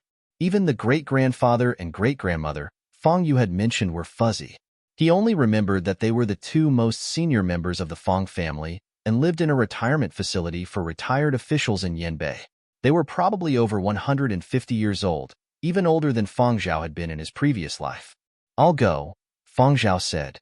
Every year when we go there, great-grandfather gives us a red packet. You haven't been there in about 10 years, right?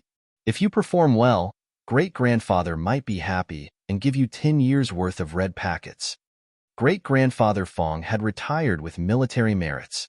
Although he no longer retained his military rank, he was treated well.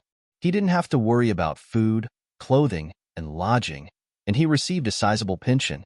At the same time, in a retirement facility on the outskirts of Yanbei City, the old folks living there were starting to get busy. They didn't have to do the chores themselves. They were busy thinking about how to give red packets. Old Fang, are you still not giving any to the grandchildren this year? Someone next door asked loudly with the window open. In a somewhat old-fashioned room, a hale and hearty old man sat on a chair flipping through the bills. At the same time, he replied loudly, no. How old are they? Even if I give them, they won't have the nerve to accept it. Then only great-grandchildren and great-great-grandchildren. The voice next door said, I don't even want to give any great-grandchildren. A bunch of brats. None of them live up to expectations. Great-grandfather Fang snorted. The old granny sitting beside him laughed when she heard this. What are you laughing at? That bunch of brats have always been like that. Great-grandfather Fang muttered. Great-grandmother Fang didn't say anything. She saw the old man say, none of them live up to expectations. But when he was calculating, he included all of his grandchildren, including the great-grandson Fang Zhao, who had clearly been safe and sound but hadn't visited them in 10 years.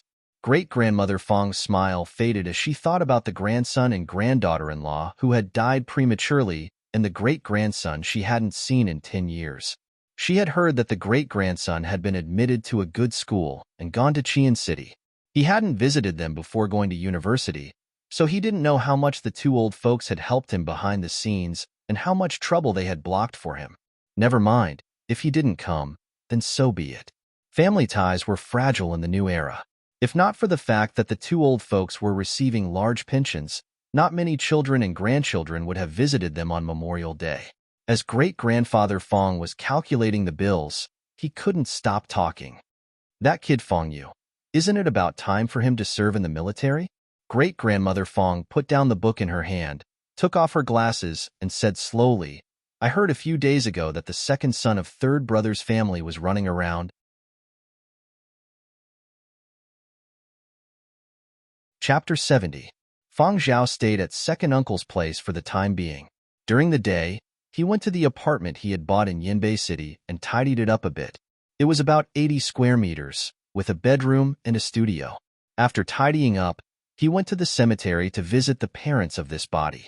In the new era, cemeteries for ordinary citizens were not traditional cemeteries, but rather a type of corporate structure. Because the parents of the original owner of Fang Zhao's body had died in an accidental explosion, the entire building had been blasted to smithereens. What was stored in the cemetery were not urns but some belongings of the parents.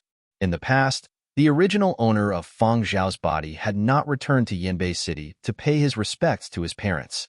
Instead, he had paid his respects through the official website of the company that owned the cemetery.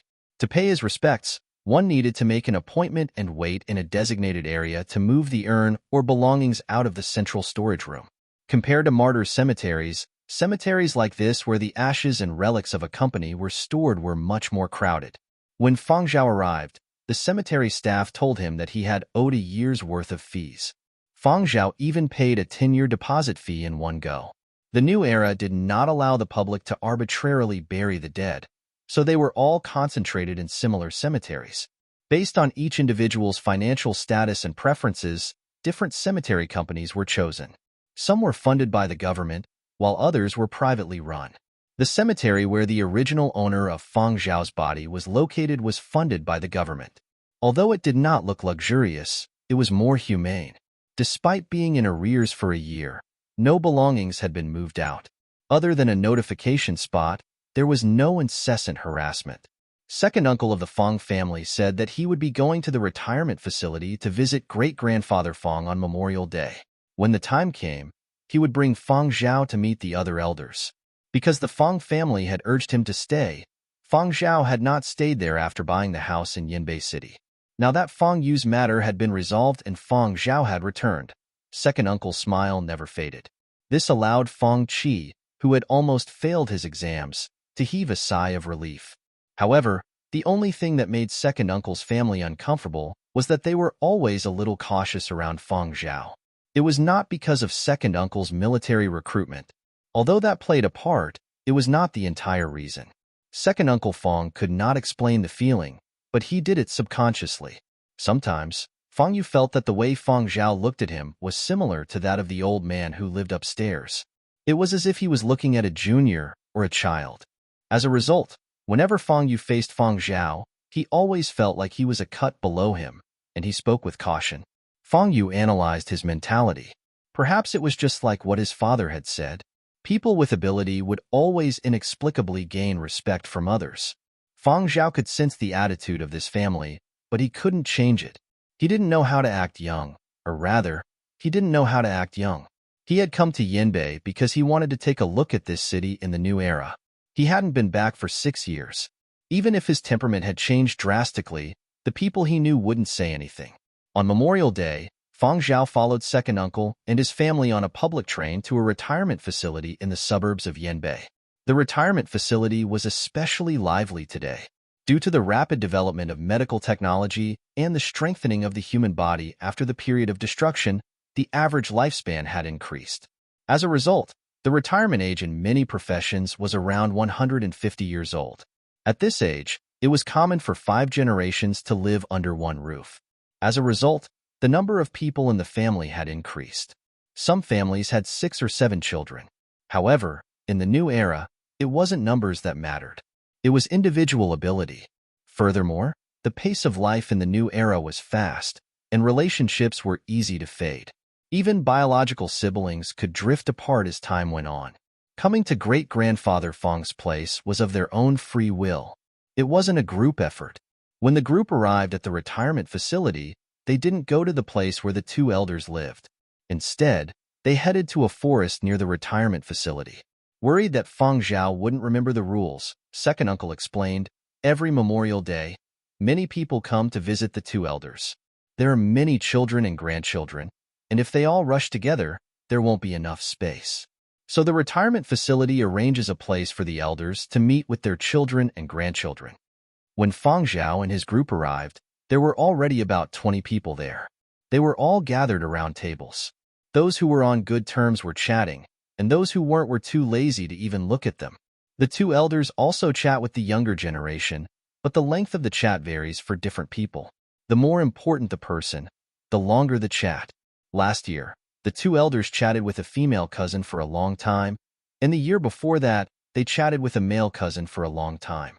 But I'm not familiar with them, so I haven't spoken. As Fang Yu walked, he told Fang Zhao about what he saw and heard every Memorial Day. His family had always been inconspicuous and didn't stand out, so they came to visit the 2 elders. I haven't seen Grandpa today. Maybe he came a long time ago and left. Grandpa doesn't really like our family, so he comes with Uncle and Auntie every year, Fang Yu continued in a low voice. Not only was it difficult for second uncle to communicate with the younger generation, but he also got into arguments with his biological father. The 2 of them had similar temperaments. Hey, Fang Lang, you're here? Someone at a table under a nearby tree said when he saw the newcomer. Fang Lang was second uncle's name. That person was from the same generation as second uncle. Their fathers were biological brothers, but they weren't close. They had worked together on a project before and were familiar with each other. Who's that over there? The person asked when he noticed Fang Zhao. It's Fang Zhao, my late brother's only son, second uncle replied. That person thought for a while before he matched second uncle's words with what he had heard. Oh, it's him. He had too many relatives to remember, and he didn't want to remember those that weren't important. However, compared to Fang Zhao, the person was more interested in the box Fang Zhao was carrying. But it was already their family's turn. Otherwise, he would have made some inquiries.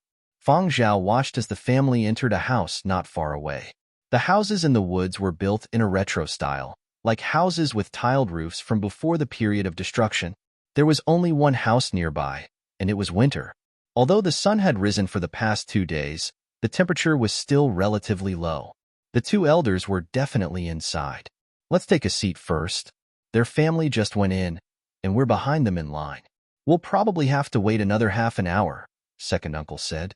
Fang Zhao was just about to sit down when he heard someone call his name from the house in front. Fang Zhao. Hey, Fang Zhao, yes, they're calling you. Come over quickly, your great-grandfather and grandmother want to see you. It was the person who had just spoken to second uncle. He had probably mentioned Fang Zhao to the 2 elders in the house, so he had let Fang Zhao go over first. Hey, Fang Lang, I didn't call you. You'll have to wait a little longer. The person signaled second uncle not to follow and let Fang Zhao go over alone. Little Zhao, be careful. Second uncle was nervous for Fang Zhao. He was also very nervous every time he met the 2 elders. The atmosphere was too oppressive. Second uncle was worried that Fang Zhao was too young and would be unable to withstand it. Fang Zhao picked up the gifts he had prepared for the 2 elders and strode over. The house was very warm. There were about 10 people sitting in the living room, and they spoke very softly. When they saw Fang Zhao enter, they were still mumbling to themselves. Their gazes swept over the box Fang Zhao was carrying, as if they were evaluating something. It's inside. The person who had called out to Fang Zhao pointed to the room and said, I'll bring you in. After that person brought Fang Zhao into the room, he turned around and left. However, before he left the room, he had played a trick and did not close the door. Instead, he had left it ajar, leaving a small gap. Anyone sitting in the living room would be able to hear the conversation inside. Inside the room, Fang Zhao saw 2 white-haired elders sitting there. Great-grandmother Fong was fine. She had a faint smile on her face and was sizing Fong Zhao up. It was as if she was comparing the current Fong Zhao to the little figure from 10 years ago. However, the expression of the old man beside her was not so good. His hawk-like gaze coupled with his imposing manner would make even a young and inexperienced junior feel nervous. The two of you are still as spirited as ever. Fong Zhao smiled and placed the box on the table beside him. He opened the box and took out the item inside. Great-grandfather Fong had originally planned to put on a stern face. This kid hadn't been here in 10 years. This time, he had to have a good talk with him. However, when Fong Zhao took out the item inside the box, he could no longer keep a straight face. The serious? Great-grandfather Fong couldn't help but exclaim. What Fong Zhao took out was a 30-centimeter-long miniature ship model. It was silver gray in color and had a logo and a word printed on it. The Sirius was a warship built after humans explored space in the new era. As one of the pioneers of space exploration, the Sirius had already been decommissioned. However, even though it had been decommissioned, the Sirius was still well-loved by model dealers, not only because of its significance but also because of its economic value. The reason Fong Zhao had chosen this warship was because great-grandfather Fong and great-grandmother Fong had served on the Sirius in the past. When Fong Zhao handed over the Sirius model, great-grandfather Fong was still putting on airs and did not extend his hand. Great-grandmother Fong took it from him. Great-grandmother Fong was startled when she touched it. This touch.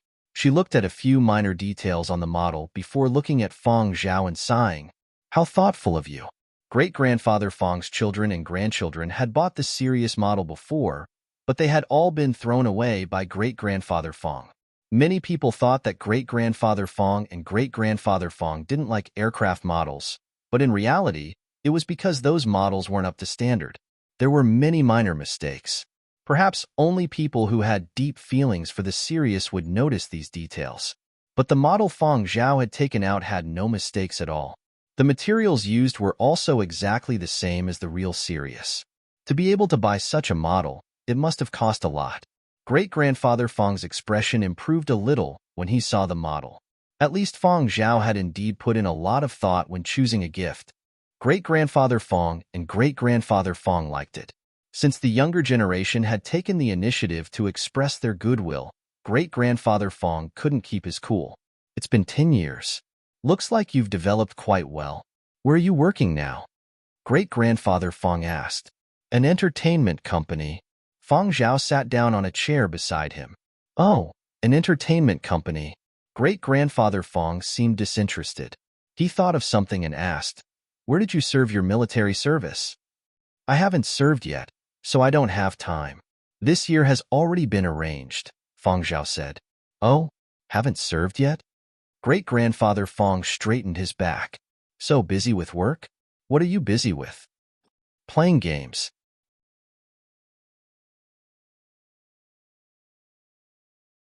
Chapter 71. Those eavesdropping in the living room nearly burst out laughing when they heard Fong Zhao's reply. They all knew that great-grandfather Fong hated to hear his juniors talk about gaming. It was fine to play games occasionally, but being addicted to them was a waste of life. Great-grandfather Fong was also depressed. On account that this kid had finally come, he had planned to make up for 10 years' worth of red packets, but when he heard Fong Zhao's reply, he was in no mood. Seeing great-grandfather Fong raise his eyebrows, great-grandmother Fong smacked him and looked at Fong Zhao. She didn't get angry. Instead, she asked kindly, We are relieved that you are doing well. You have just graduated, so your work surely won't be too smooth. Have you encountered any difficulties? Yes. Oh, I don't know much about military service. Can you tell me about your service on the Sirius? Fong Zhao asked. The old madam had thought that Fong Zhao would take this opportunity to seek help from them. Among her children and grandchildren, there were many who didn't usually think of them. When they encountered problems they couldn't solve, they would run to them for help. She had seen this type of situation too many times. So when Fong Zhao said yes, she was a little disappointed. But what Fong Zhao said next surprised her. About your service on the Sirius?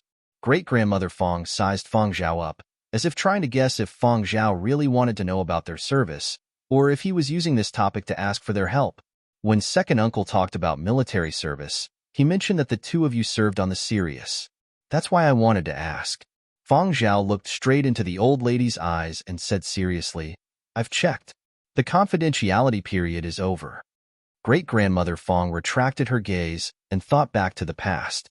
Although it had been a long time, her memories were still clear. She would also look at the videos and photos she had taken back then. Following the decommissioning of the Sirius, those who had served on it had also obtained some videos and photos. After retirement, they would look at the videos and photos when they had nothing to do. Therefore, they couldn't forget even if they wanted to. The existence of videos and photos was to remind people of what they had experienced. Even if more than 100 years had passed, because of the existence of the videos and photos, memories would deepen.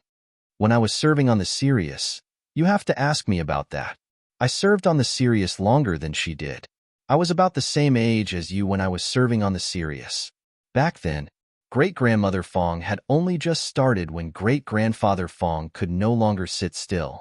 He hurriedly cut in and told Fang Zhao about his time serving on the Sirius. His eyebrows, which were raised in anger just a moment ago, quickly rose again. Space was different from the service on land and sea.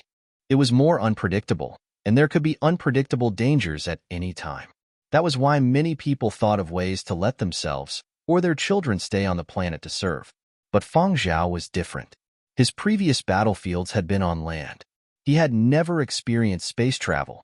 Many people would gain a lot of experience from their parents before their military service. The information that could be found online was limited. Most of it was released by the government. There was very little private information. That was because those who served in space had signed confidentiality agreements. Even after the confidentiality period, what they said was common knowledge.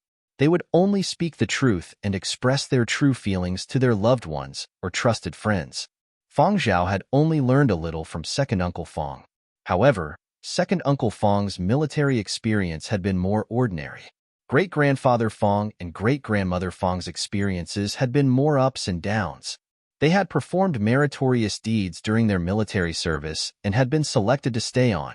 Great-grandfather Fang had been unable to climb up after reaching the regimental rank.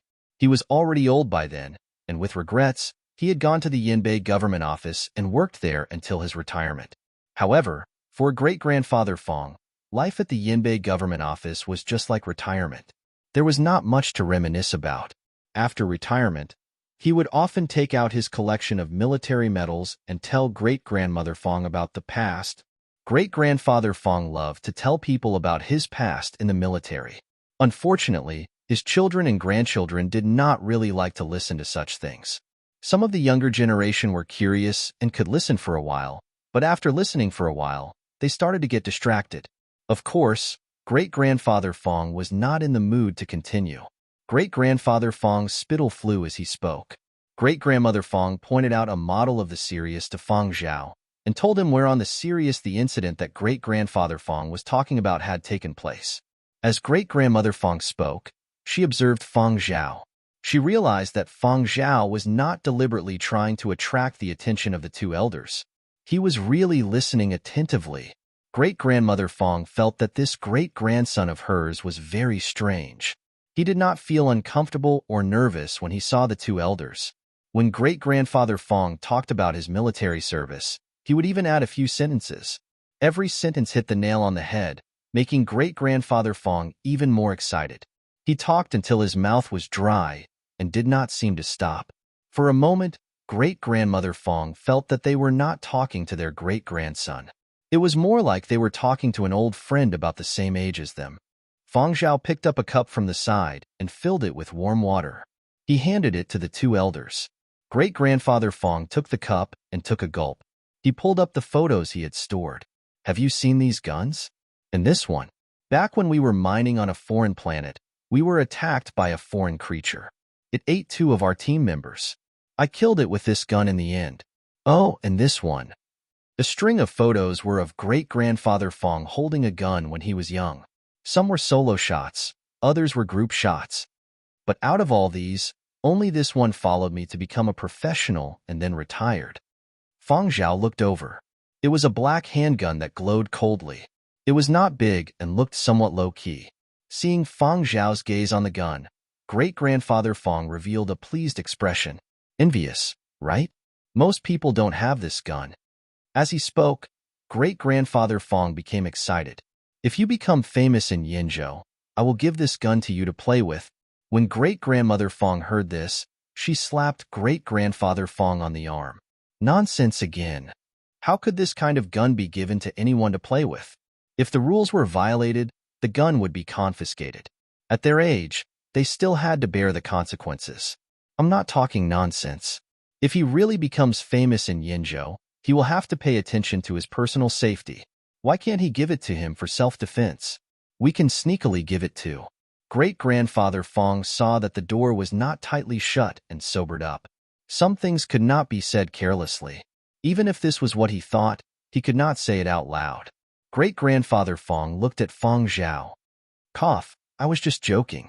Teasing the younger generation, right, little Zhao? Fong Zhao smiled. However, that smile made great-grandfather Fong tremble. He felt that something was not right. Hey, forget it. Let's not talk about that. Let's continue. Where were we? In the room, great-grandfather Fong did not want to stop. Outside the room, the people sitting in the living room did not look too good. Who would have thought that Fong Zhao, that kid, after not appearing for a few years, would be so good at bootlicking, someone said in a low voice. In the past, no one could be held back by great-grandfather and great-grandmother for so long, right? At this rate, he won't stop anytime soon. Someone curled their lips. Someone outside the room was getting impatient and came over to check on the situation. The person sitting by the door said to the person who had come to check on the situation, I haven't even gone in to say anything yet, but that kid cut in line. Now that great-grandfather is talking excitedly, he won't see anyone. Go to one side and wait. Inside the room, great-grandfather Fong spoke for an hour until his throat could no longer speak.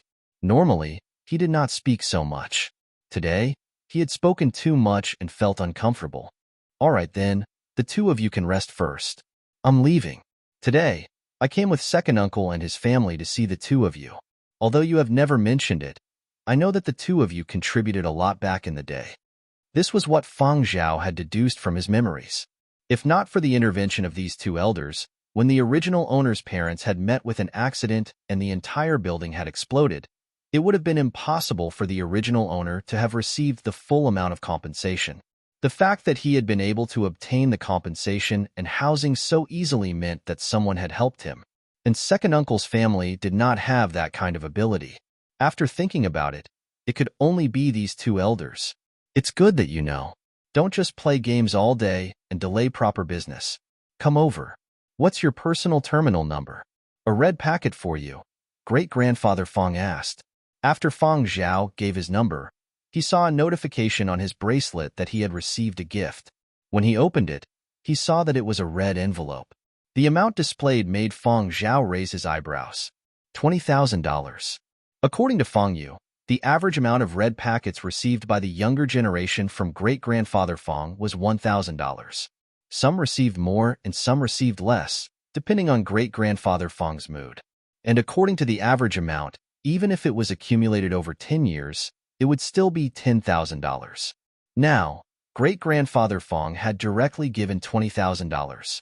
Was it because he was in a good mood? Oh right, regarding the military service, do you have any thoughts? Great-grandfather Fong asked. Those listening outside the door were flabbergasted.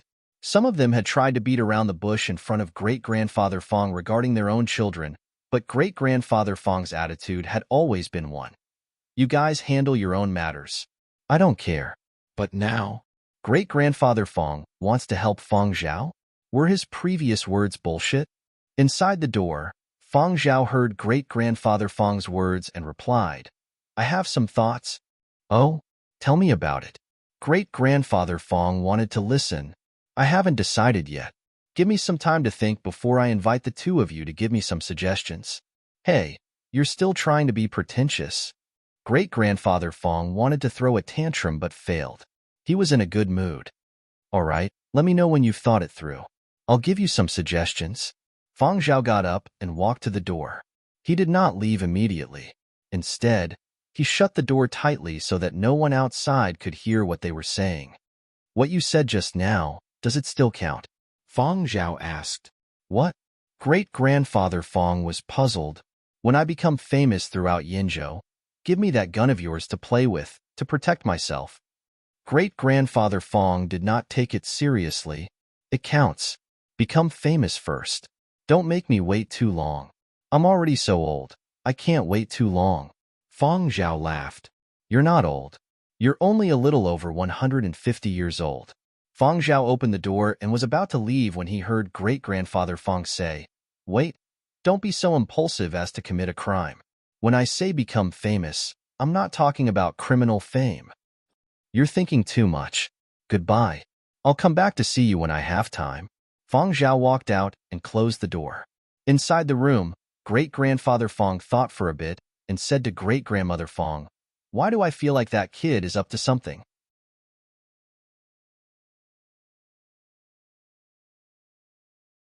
Chapter 72. When Fang Zhao walked out, a large group of people stared at him. They scanned him from head to toe. They wanted to know who was the person great-grandfather and great-grandmother Fang had been talking to for over an hour. He's nothing special, someone whispered. Never seen him. Never heard of him before. He's just like that. What's so special about him that the two elders kept talking to him for so long? Second uncle saw Fang Zhao come out and hurriedly asked, What took you so long? Great-grandfather and great-grandmother aren't mad, right? Second aunt gave him a sidelong glance. He made it sound like Fang Zhao's presence would incur the wrath of the two elders. How are the two elders feeling? Second aunt asked. Pretty good. Very spirited, Fang Zhao replied. Seems like great-grandfather quite likes you after talking for so long, Fang Yu said. Fang Zhao smiled but didn't say anything. Sensing the gazes around them, second aunt pulled Fang Zhao aside and asked in a low voice, Fang Zhao, did great-grandfather give you a red packet? Yes, 10 years worth. Second aunt knew what to do. She didn't ask how much it was. She just wanted to know great-grandfather and great-grandmother's attitude. Being able to remember Fang Zhao, compensate him with 10 years worth of red packets, and chat for so long, it seemed like great-grandfather was in a good mood. The two elders were just talking about their military service back then, so it took a bit longer, Fang Zhao said. Fang Zhao's voice wasn't loud, but it was just loud enough for the curious onlookers to hear. Hearing that great-grandfather was talking about military service again, the onlookers had a look of understanding on their faces. No wonder it took so long. Great-grandfather was reminiscing about the past. Since this was the reason, their curiosity dissipated. Perhaps because he had talked too much with Fang Zhao, great-grandfather didn't want to talk much after the others entered the room. It was great-grandmother Fang who did the talking, but not much. Great-grandfather Fang's mood soured again when he saw the stammering and timid juniors, but as an elder, it wasn't appropriate for him to lose his temper with children. He couldn't smile and could only keep a straight face. This made the timid juniors even more fearful of him. Great-grandfather Fang motioned for great-grandmother Fang to speak less and quickly gave them the red packets so they could leave. Wasn't that the reason they were here was for the red packets? Or he would ask the two elders for help or something like that. It was annoying to hear. Old Master and Old Madam knew that they had ulterior motives and were willing to help them when they came to ask for help. As for those who were not seen all year round and asked for red packets when they saw them, it was already good enough that they didn't slap you in the face. You still wanted more? Faced with these people, great-grandfather Fang deeply felt that he might as well drag Fang Zhao along for a chat. When second uncle and his family went over, Old Master Fang asked a few more questions.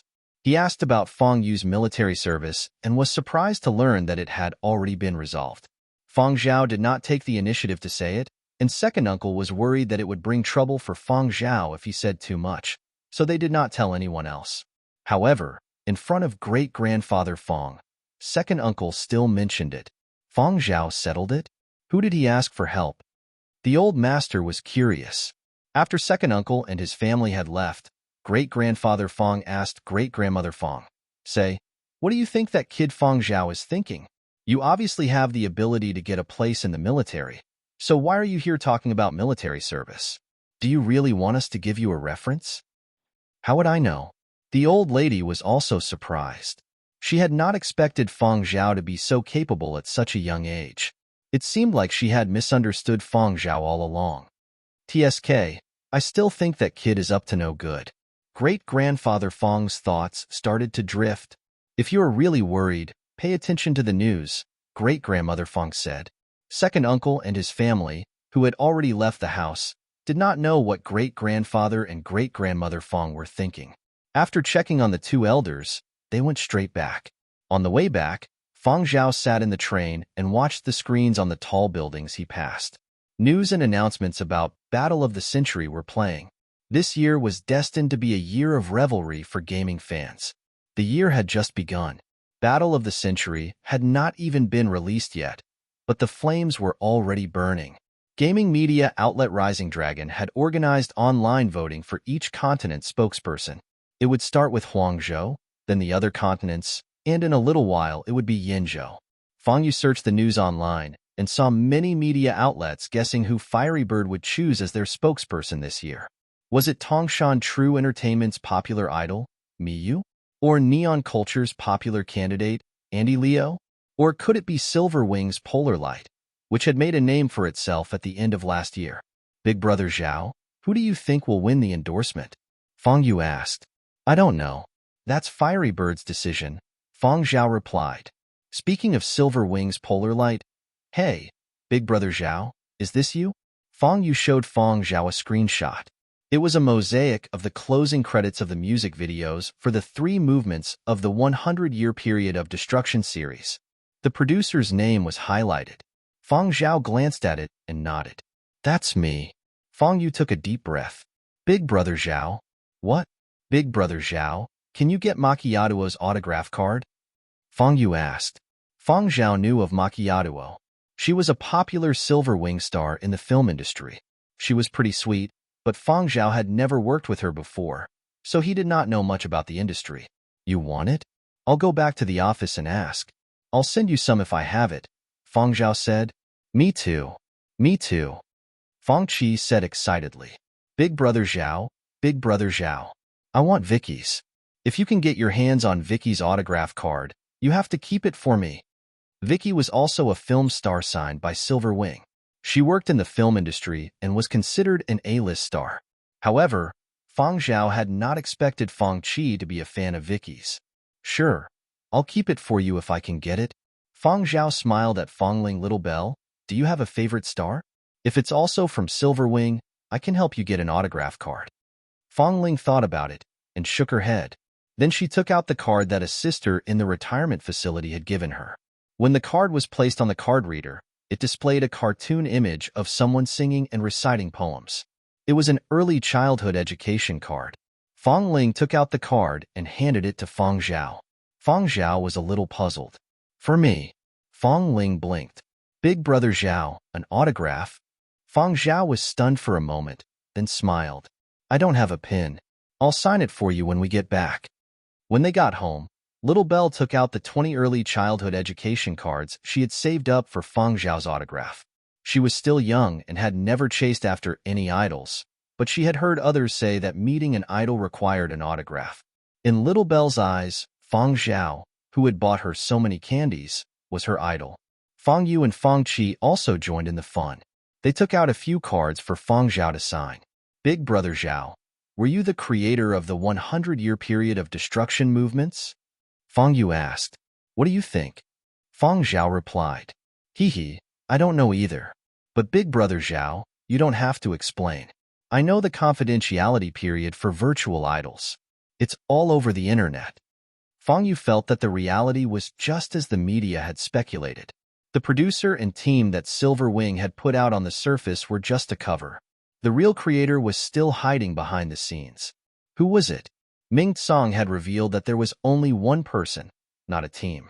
The answer would only be revealed when the 4th movement was released. But even so, not everyone could be a shield. In any case, Fang Yu and the others felt that Fang Zhao, who had the title of producer and could be used as a shield, was already very impressive. After Memorial Day, Fang Zhao stayed in Yinbei for another 3 days before returning to Qian City. As the voting for the Battle of the Century spokesperson neared, the competition between Yinzhou's top 3 entertainment companies intensified. Online promotions began. Every day, The entertainment media was as excited as if they had been injected with 2 large cans of adrenaline.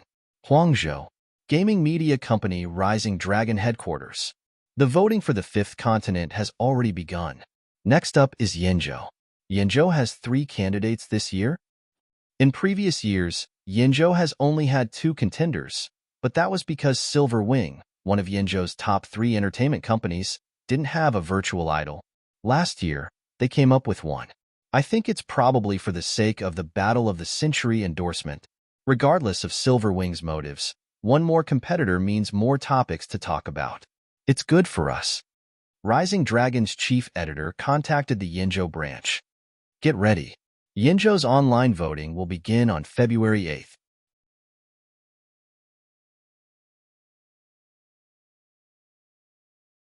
Chapter 73. Starting in the wee hours of February 8th, the internet was abuzz. The big 3 entertainment companies had long since mobilized their own celebrities, big and small, to canvass for votes. Polarlight, as the only successful virtual idol in Silver Wing, was even more popular. Whether it was newly signed newcomers or A-list celebrities, they all started canvassing for votes. This was the first time in Yenzhou's history that the big 3 companies were openly competing for virtual idols. However, there were also some people who were more concerned about the release of the new song at 8 a.m. Shuijing, who was already over 160 years old, did not walk around the park downstairs as usual. Instead, he sat in his study, turned on his audio and video equipment, and waited for 8 a.m. to arrive. On his desk was a notebook and a pen. This was the notebook he planned to use to jot down his thoughts and analysis after listening to the 4th movement. Compared to electronic recording, Shuijing preferred manual recording. It was more intuitive. Beside his desk was a stack of books. Some were teaching materials written by Shuijing, while others were books written by others as reference. Many people in the industry felt that Shuijing's decision to take on the task of analyzing and guiding symphonic compositions was an unwise decision. This genre was too aloof and lacked popularity. Talented people kept their talents to themselves, and what was written in public would surely have no substance. It was all superfluous nonsense. Some people who bought the books would give bad reviews after reading them. Just look at the teaching materials of the past. Whoever wrote it would get scolded. It was an arduous and thankless task. However, Shuijing would only smile when he heard this. When someone asked him who had contributed, Shuijing would just smile and not answer. Shuijing had been analyzing the 3 movements of the 100-year period of destruction series. The deeper he went, the more astonished he became. He marveled at Fang Zhao's mastery, his boldness, and his progress. In these 3 movements, there were many techniques that were not popular or had been neglected. However, in these 3 movements, these techniques perfectly captured the mood of the movements. One more, Shuijing said in a low voice. Actually, after listening to the first 2 movements, one could understand the composer's goal and intentions. The 3rd movement was about war, so the 4th movement should be the end. At 8 a.m., Shuijing turned on the audio and video platform. The music video was clearly presented in front of the audience by the high-end audio and video equipment. The video showed the grim scene at dawn, which was connected to the end of the 3rd movement. A full-scale battle was still going on, but the picture was not gloomy, and the music was not as urgent and depressing. Chapter 73. Starting in the wee hours of February 8th, the internet was abuzz. The big 3 entertainment companies had long since mobilized their own celebrities, big and small, to canvass for votes. Polarlight, as the only successful virtual idol in Silver Wing, was even more popular. Whether it was newly signed newcomers or A-list celebrities, they all started canvassing for votes. This was the first time in Yenzhou's history that the big 3 companies were openly competing for virtual idols. However, there were also some people who were more concerned about the release of the new song at 8 a.m. Shuijing, who was already over 160 years old, did not walk around the park downstairs as usual. Instead, he sat in his study, turned on his audio and video equipment, and waited for 8 a.m. to arrive. On his desk was a notebook and a pen. This was the notebook he planned to use to jot down his thoughts and analysis after listening to the 4th movement. Compared to electronic recording, Shuijing preferred manual recording. It was more intuitive. Beside his desk was a stack of books. Some were teaching materials written by Xuejing, while others were books written by others as reference. Many people in the industry felt that Xuejing's decision to take on the task of analyzing and guiding symphonic compositions was an unwise decision. This genre was too aloof and lacked popularity. Talented people kept their talents to themselves, and what was written in public would surely have no substance. It was all superfluous nonsense. Some people who bought the books would give bad reviews after reading them. Just look at the teaching materials of the past. Whoever wrote it would get scolded. It was an arduous and thankless task. However, Xuejing would only smile when he heard this. When someone asked him who had contributed, Xuejing would just smile and not answer. Xuejing had been analyzing the 3 movements of the 100-year period of destruction series. The deeper he went, the more astonished he became. He marveled at Feng Zhao's mastery, his boldness, and his progress. In these 3 movements, there were many techniques that were not popular or had been neglected. However, in these 3 movements, these techniques perfectly captured the mood of the movements. One more, Xuejing said in a low voice. Actually, after listening to the first 2 movements, one could understand the composer's goal and intentions. The 3rd movement was about war, so the 4th movement should be the end. At 8 a.m., Xuejing turned on the audio and video platform. The music video was clearly presented in front of the audience by the high-end audio and video equipment. The video showed the grim scene at dawn, which was connected to the end of the 3rd movement. A full-scale battle was still going on, but the picture was not gloomy, and the music was not as urgent and depressing. The woodwind played 3 octaves apart. Under the spacious combination of timbre, there was a wide field of view from the top of the mountain. The battlefield at the foot of the mountain was littered with corpses. There were those of the berserk beasts and those of the treants. However, compared to the beginning, the figures moving about on the ground were not the rampaging berserk beasts, but their companions in the treants. As far as the eye could see, the brave figures of their companions fighting could be seen everywhere. The sound of trumpets and harmonies unfolded. The resounding sound symbolized that this battle was finally coming to an end. The drumbeats were no longer urgent. They were more inspiring. The percussion was based on the timpani that people of the new era were familiar with. It was a combination of even more primitive drum sounds.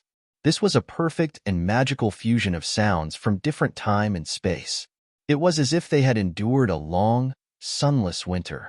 When the figure standing at the top of the mountain raised his head and saw the thick clouds in the sky slowly dispersing, he saw the golden rays of sunlight shining down from the sky. His blood-stained fists, which had just killed an unknown number of berserk beasts, trembled uncontrollably. His eyes were filled with suppressed emotions. He looked as if he would burst into tears at any moment. The sunlight seemed to carry a scorching heat. It melted the sharp edges of their hearts, which had been armed by this battle, and touched the softest part of their hearts. They had seen this kind of sunlight a long, long time ago. It represented warmth and hope. They, too, had once been a group of ordinary creatures who had suffered pain and suffering. They had experienced unimaginable despair and depression.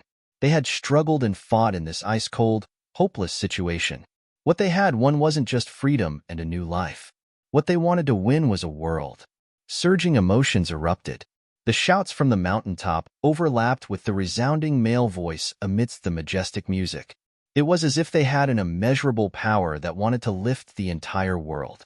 Amid the broad sounds of the orchestral ensemble, the passionate harmonies were like the revelry of all creatures who had seen the sun again. They celebrated this hard-won victory.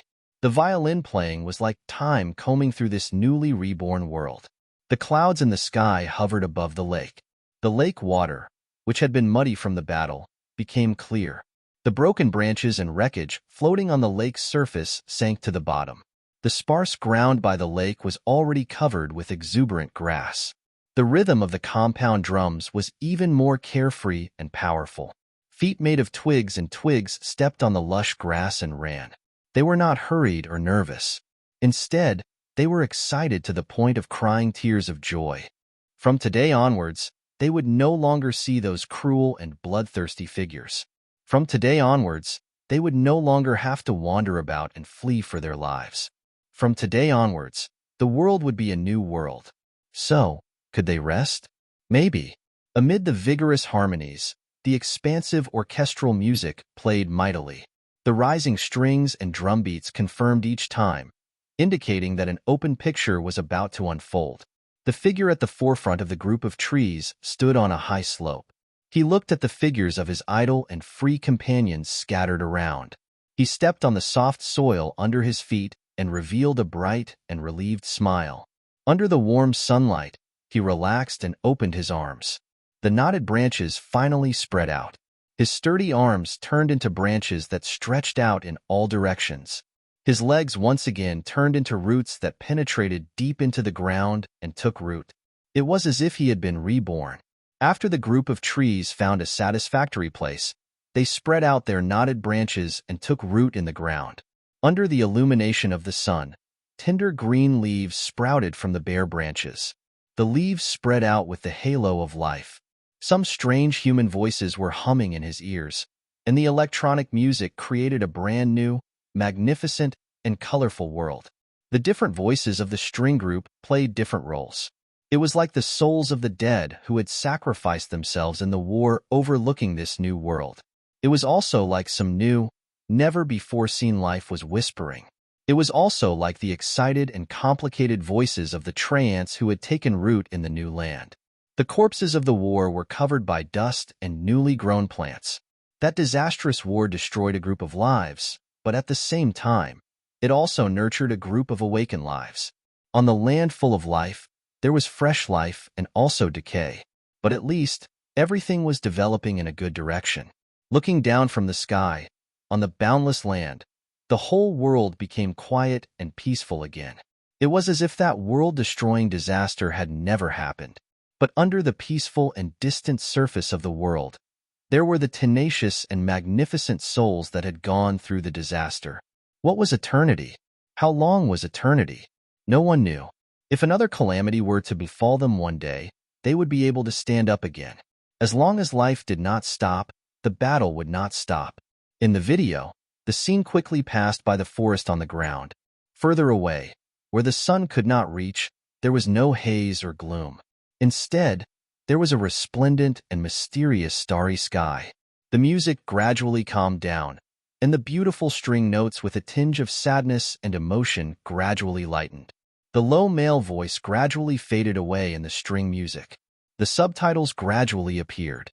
MV main character, Polar Light Species, Longxiang Tianluosong title, 100-Year Period of Destruction, Chapter 4, Eternity Producer, Fang Zhao Production Team, Polar Light Project Team, Fang Zhao, Zhu Wan, Song Miao, Peng Pusong, Zheng Huang, Wan Yu, Fu Yingtian, Stiller, Zhang Yu, etc.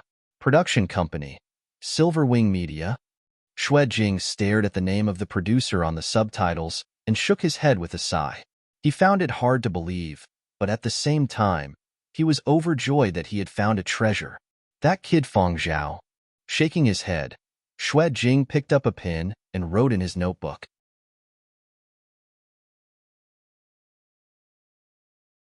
Chapter 74.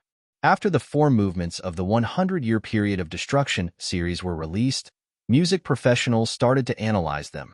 The Voice of Yinzhou, founded by the Yinzhou Music Association and recognized as the most authoritative media outlet in Yinzhou, had an article written by Dina on its front page. Is it an inquiry into life or a reflection on the soul? The 4 epic movements of the 100-Year Period of Destruction have triggered a new round of discussion about their techniques. Following that, other professionals followed suit with their own analysis. A detailed explanation of the golden section in the 4 movements of the 100-Year Period of Destruction. In the age of commercialized music, symphonic music is on the verge of a new peak. In addition to music professionals keeping an eye on the music, there was another group of people keeping an eye on it. The treatment team formed based on Ming Ye's condition had been waiting for a long time. The 4 movements formed a whole. From their research point of view, it was a complete treatment. After the release of the 4th movement, they entered a busy phase. Hull virus research had always been a global conundrum. It was like a door that no one could enter. But now, they had a complete key in their hands. How far they could go after opening the door was up to them. But the people who read the news were music professionals and medical professionals. The rest of the public paid no attention to it. What the public paid attention to was the heated online voting competition and other entertainment topics. Rising Dragon's Yinzhou branch had set up a voting platform. Silver Wing's Polar Light, Tongshan True Entertainment's Miyu, and Neon Culture's Andy Leo were the three most popular candidates. Who will win the endorsement deal for Battle of the Century? Some people had previously said that even though Silver Wing had launched a virtual idol, the competition would still be a duel between veteran virtual idol powerhouses Neon Culture and Tongshan True Entertainment. But looking at the voting platform, the gap between the three was not that big. We can't see the difference now, but wait and see. In 2 days, the difference will be obvious. Right now, all three major companies are mobilizing their own people to canvass for votes. In 2 days, when this popularity dies down, we can only rely on their own influence. Although Polar Light became popular because of the four movements, in terms of influence, it is definitely not as strong as the other two, an entertainment media commentator analyzed. Whether it was Miyu or Andy Leo, they had been developing for 2 years. After 2 years of accumulation, they were now at the peak of their popularity. Polar Light, on the other hand, could only be considered a novelty, whether it was his image or the way he debuted. He did not conform to the mainstream aesthetic standards. Polar Light's fanbase is mainly made up of older people or people with rich military experience. Only then will they like this kind of music. Younger people won't like it. But this kind of statement was slapped in the face in the next moment. On the voting platform, each of the three candidates had their own comment section. Silver Wing's operations team was dumbfounded as they looked at the Polar Light column on the voting platform. "Did you hire an internet water army?" An employee in charge of operations asked another employee. "Nope. Didn't you say to observe the situation before making a decision?"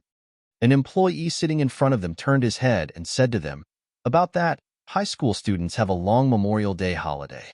They're still on vacation, so they have nothing to do." At this moment, people who were paying attention to the endorsement voting discovered that in Silver Wing's Polar Lights column, there was an exceptionally different style of comments. "For the new world. For the glory of the Ints.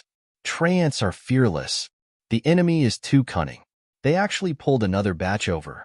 "Hold on, bro. Chi and number 1 middle school's second grade team is leading reinforcements. Chi and number 12 middle school's team is reporting for duty. Yinshi number 6 middle school's team is reporting for duty." I met a schoolmate. Those at the back, brothers from Yandong, Yan'an, Yinbei, hurry up and catch up. "Oh, I've been hit. My fantasy branch dropped. I picked it up. Comrades, catch your fantasy branch." Watching the unceasing flow of comments from the audience, someone sighed.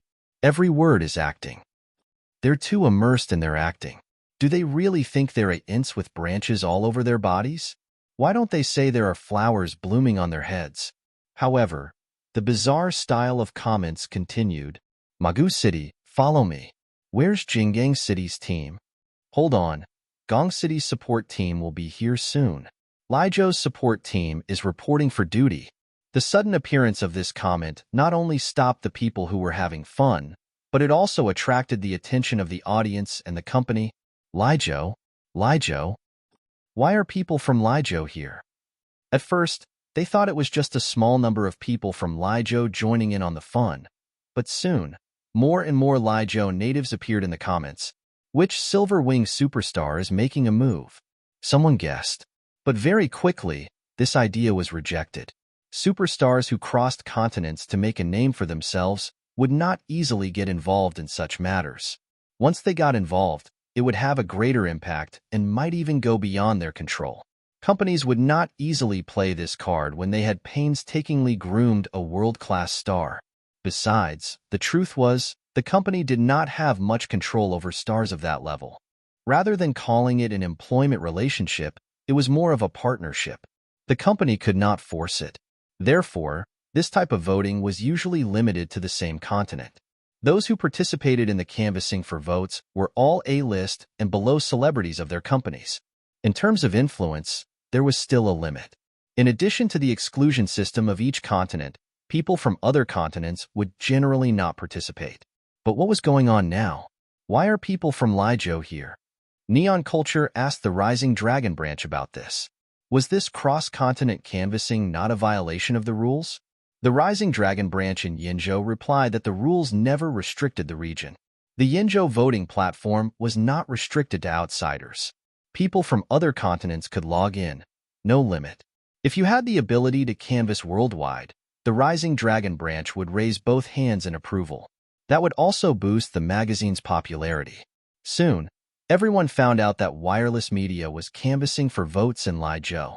Media outlets in the industry began to speculate that Silverwing Media and Wireless Media of Lijo must have some secret deal. At the same time, Wireless Media of Lijo contacted Silverwing to discuss a collaboration. It was not a music deal. Wireless Media was a film company and did not want to disrupt the Lijo music industry. What they were looking for now was a film collaboration. Wireless Media had already started preparing for the next film, but Zero was not trying to boost anyone's popularity. He was trying to curry favor with his great-grandfather. The third movement had given him a shortcut, so this time, Zero was serious. He had spent a lot of money to hire a well-known screenwriter and director. He planned to make a film that depicted war and glorified heroes. He would also star in it. He was currently honing his acting skills. At the same time, he instructed his company to discuss a collaboration with Silverwing. Hadn't Polar Light just debuted? A film would surely be produced. Why not collaborate with Wireless Media? Generally speaking, Lijo film companies would promote actors from their own continent. Whether it was a real person or a virtual idol, it was easier to gain audience support with actors from their own continent. After all, local actors had fan bases and could easily pull up box office sales. However, Zero's goal now was not to make money. He wanted to curry favor with his great-grandfather. After the fourth movement of the 100-year period of destruction series was completed, Zero used some means to obtain all four movements of the 100-year period of destruction series and sent them to the Old Master. The more he showed his face in front of the Old Master, the more benefits he would receive. Of course, he would do whatever pleased his great-grandfather. His great-grandfather did not mind people from other continents. Naturally, Feng Zhao did not mind either. At most, he would earn less or lose money. As long as he could make his presence known in front of his great-grandfather, his goal would be achieved. Helping to canvass for votes was a sign of Wireless Media's sincerity. While it was bustling outside, Feng Zhao ignored it. He sat in his office and wrote down his thoughts on composing, as well as some techniques and insights he had gained while composing. He had already written some. Today, he would finish the rest. As for the rest, he would think about it later. When he was done, Feng Zhao sent the document to Xuejing. Elsewhere in Qian City, Xuejing was working on an analysis of the fourth movement. When he heard the notification, he opened the document Feng Zhao had sent. He was stunned when he finished reading. Xuejing wanted Feng Zhao to talk about composing concepts and sources of inspiration. He hoped that Feng Zhao could impart some of his experience so that more people could come into contact with this style of music and learn some techniques. How much to impart was up to Feng Zhao. But Xuejing had not expected Feng Zhao to write so much. A textbook like this would have only about 100,000 words, or at most 200,000. The textbook would also have music scores and other analysis diagrams. For this textbook, which was still in the process of being compiled, Xuejing had only intended to write 100,000 words. He wanted to write about new things that had not been mentioned before and only briefly mention old things. But the document Feng Zhao had sent was 30,000 words. That was almost a third of Xuejing's estimated word count. Furthermore, it was all about Feng Zhao's composing experience and composing techniques. There was not the slightest bit of ambiguity. He even combined some classical techniques and explained in detail how to fuse classical music with new instruments. Xuejing immediately contacted Feng Zhao after reading it. Feng Zhao, do you know what all this means? If one did not want to teach, one could open a paid training class and take in a few apprentices. That would be a sizable extra income. That was what many people did. But Feng Zhao had actually written all this out. Putting these things into this unpopular teaching material that would be released to the public in the future would not bring Feng Zhao much income. I know, Feng Zhao said. Is there any problem with the content? No, I just wanted to confirm. Do you really want to include all this in the textbook? Xue Jing asked again. Whether or not to include it, the decision is in your hands. Fang Zhao knew what Xue Jing meant, but he still chose to make his experiences and techniques public. He did not know how long he could stay in this world. When he opened his eyes to look at the world again, he was grateful. He had thought about it during the end of days. If possible, he really wanted to pass on every single note he composed. If possible, who would not want to live longer? This life was a hard-won accident to begin with. Not everyone could have such an opportunity. He would use all the experiences and techniques he had learned in this life to leave behind in the textbook. He hoped that in the future, on his tombstone, he would not forget to write a composer. Xue Jing took a deep breath when he received Fang Zhao's confirmation. I understand. After ending the call, Xue Jing was silent for a while. Then, he moved Fang Zhao's name from the column of contributing editor and placed it in the empty column of deputy editor. On the other side, Fang Zhao received a message from Duan Qianji shortly after his call with Xue Jing.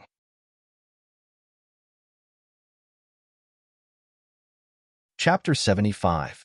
After the release of the fourth movement, Ming Tsang stayed by his son's treatment team for a while, asking about the progress of the treatment and receiving an encouraging response. Then he came to Silver Wing to look for Duan Qianji. From the moment the first movement was released, he had wanted to meet the composer.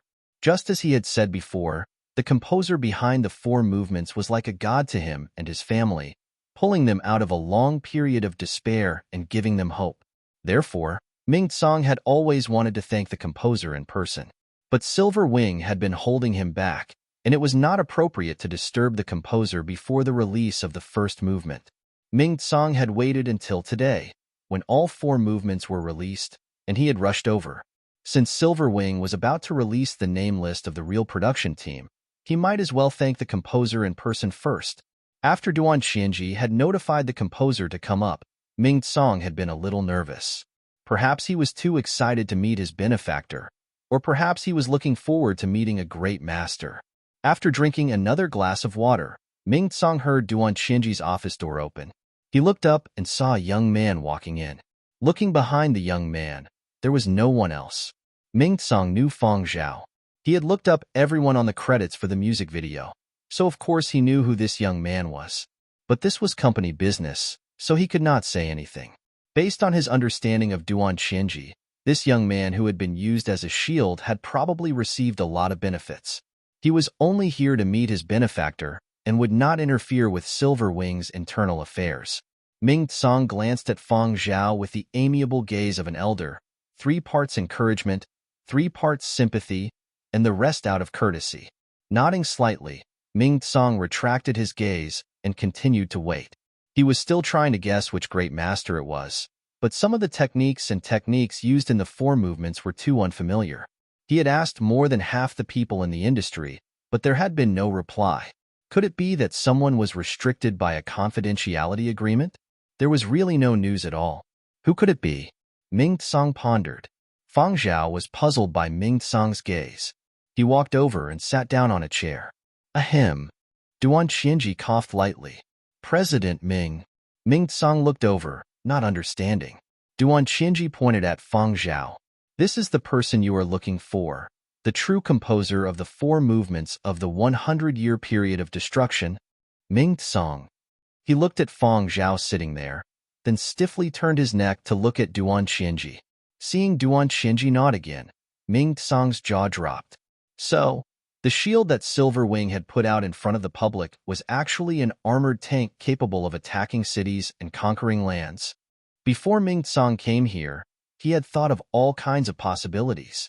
He knew her and did not know her, had a good relationship with her and did not, had a good relationship with her, had a good relationship with her, had a good relationship with her, had a good relationship with her, had a good relationship with her, had a good relationship with her, had a good relationship with her, had a good relationship with her, had a good relationship with her, had a good relationship with her, had a good relationship with her, had a good relationship with her, had a good relationship with her, had a good relationship with her.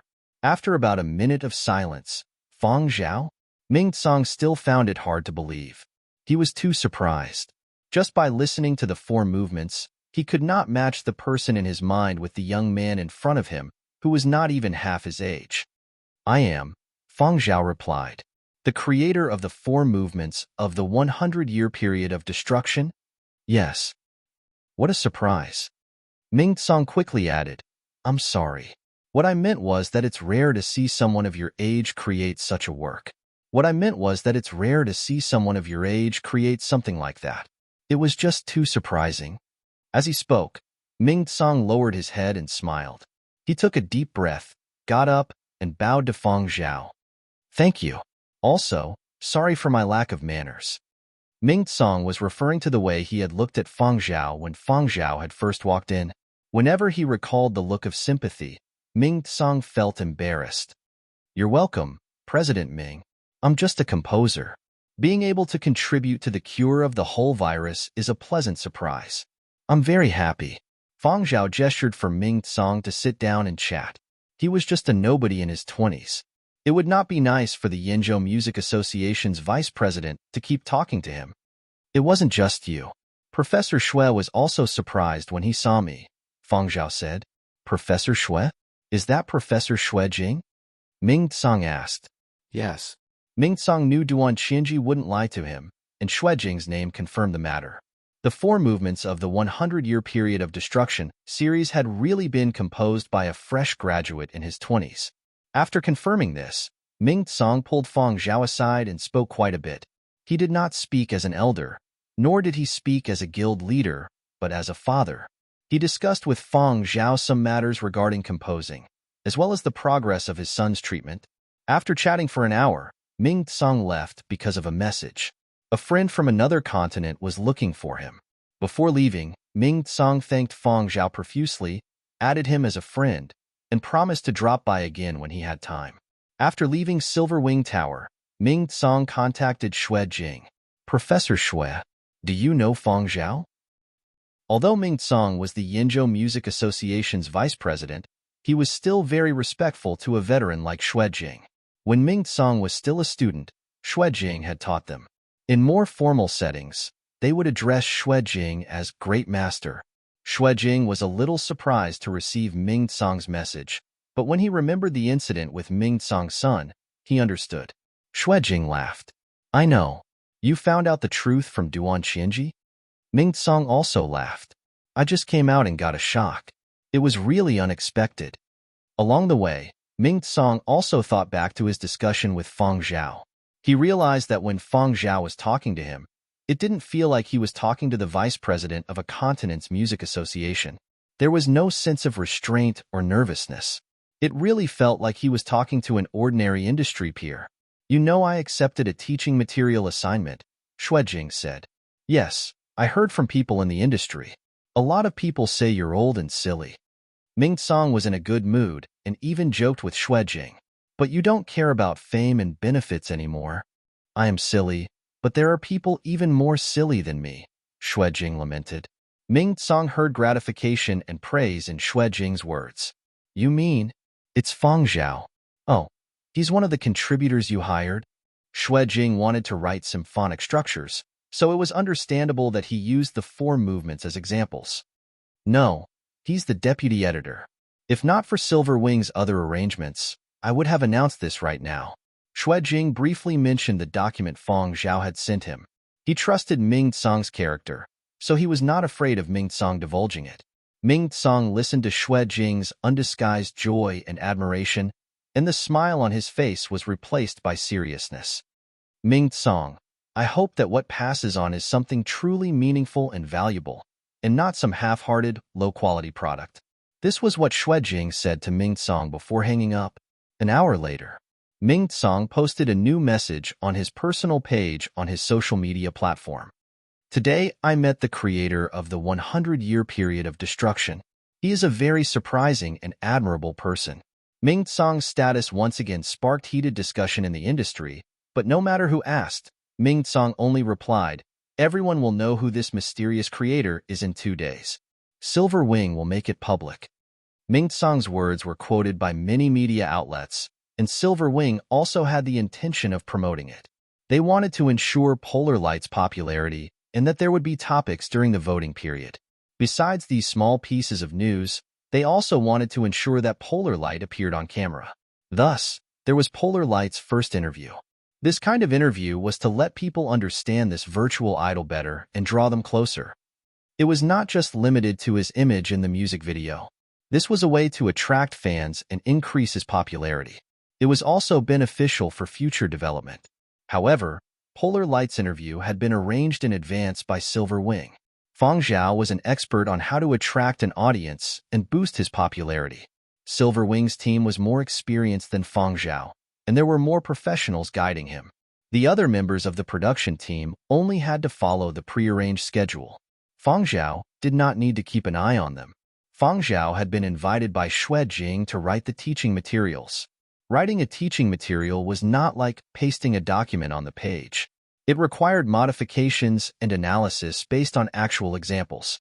As a pure creator, Fang Zhao did not have much experience, so the document he sent to Xue Jing was not suitable for direct application. He needed to make corresponding changes. Xue Jing felt that online communication was too troublesome, so he asked Fang Zhao about his work schedule. After learning that Fang Zhao did not have any urgent matters that required his personal attention, he pulled Fang Zhao over to discuss them. On the second day of Polar Light's interview and the fourth day of the online voting period, Silver Wing released a bombshell early in the morning. The host smiled at the screen. Everyone has been guessing how many great masters were hired for the 100-year period of destruction. Pay attention to the team behind this virtual idol. The following name list is the real team behind the Polar Light project, which everyone has been paying attention to. This includes the creators of the 4 movements.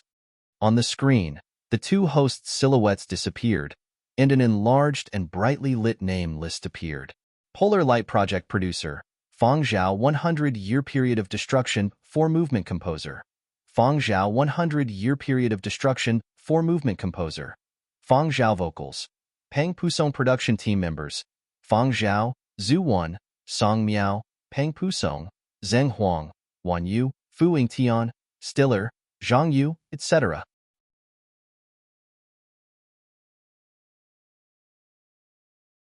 Chapter 76. Take a look at the end credits of the music video for the 4 movements of the 100-year period of destruction series, and look at the new information released by Silver Wing. Was there a difference? Was there? Wasn't it just the addition of a composer and arranger for the 4 movements of the 100-year period of destruction series? Too treacherous. I waited here early in the morning after hearing the news yesterday. Never did I expect to be made a fool of. Exactly. They are obviously playing with us. This is not much different from the credits at the end of the music video. But this was not the end. The subtitles scrolled up to reveal a more detailed list of people who had contributed to the Polar Light project, such as mixing, classified arrangement, recording, harmony, consultants, and so on. The names of those who had contributed to the entire Polar Light project were listed in descending order. Why are the symphonic music mixers and electronic music arrangers also listed as Fang Zhao? There is only one consultant? Fang Zhao? Do you think we will believe that? Ha. No. Believe. Is there a problem with the producer, composer, arranger, and consultant? What about the legendary consultant team? Why is there only one person? My guess is that Silver Wing purposely found a few people with the same name.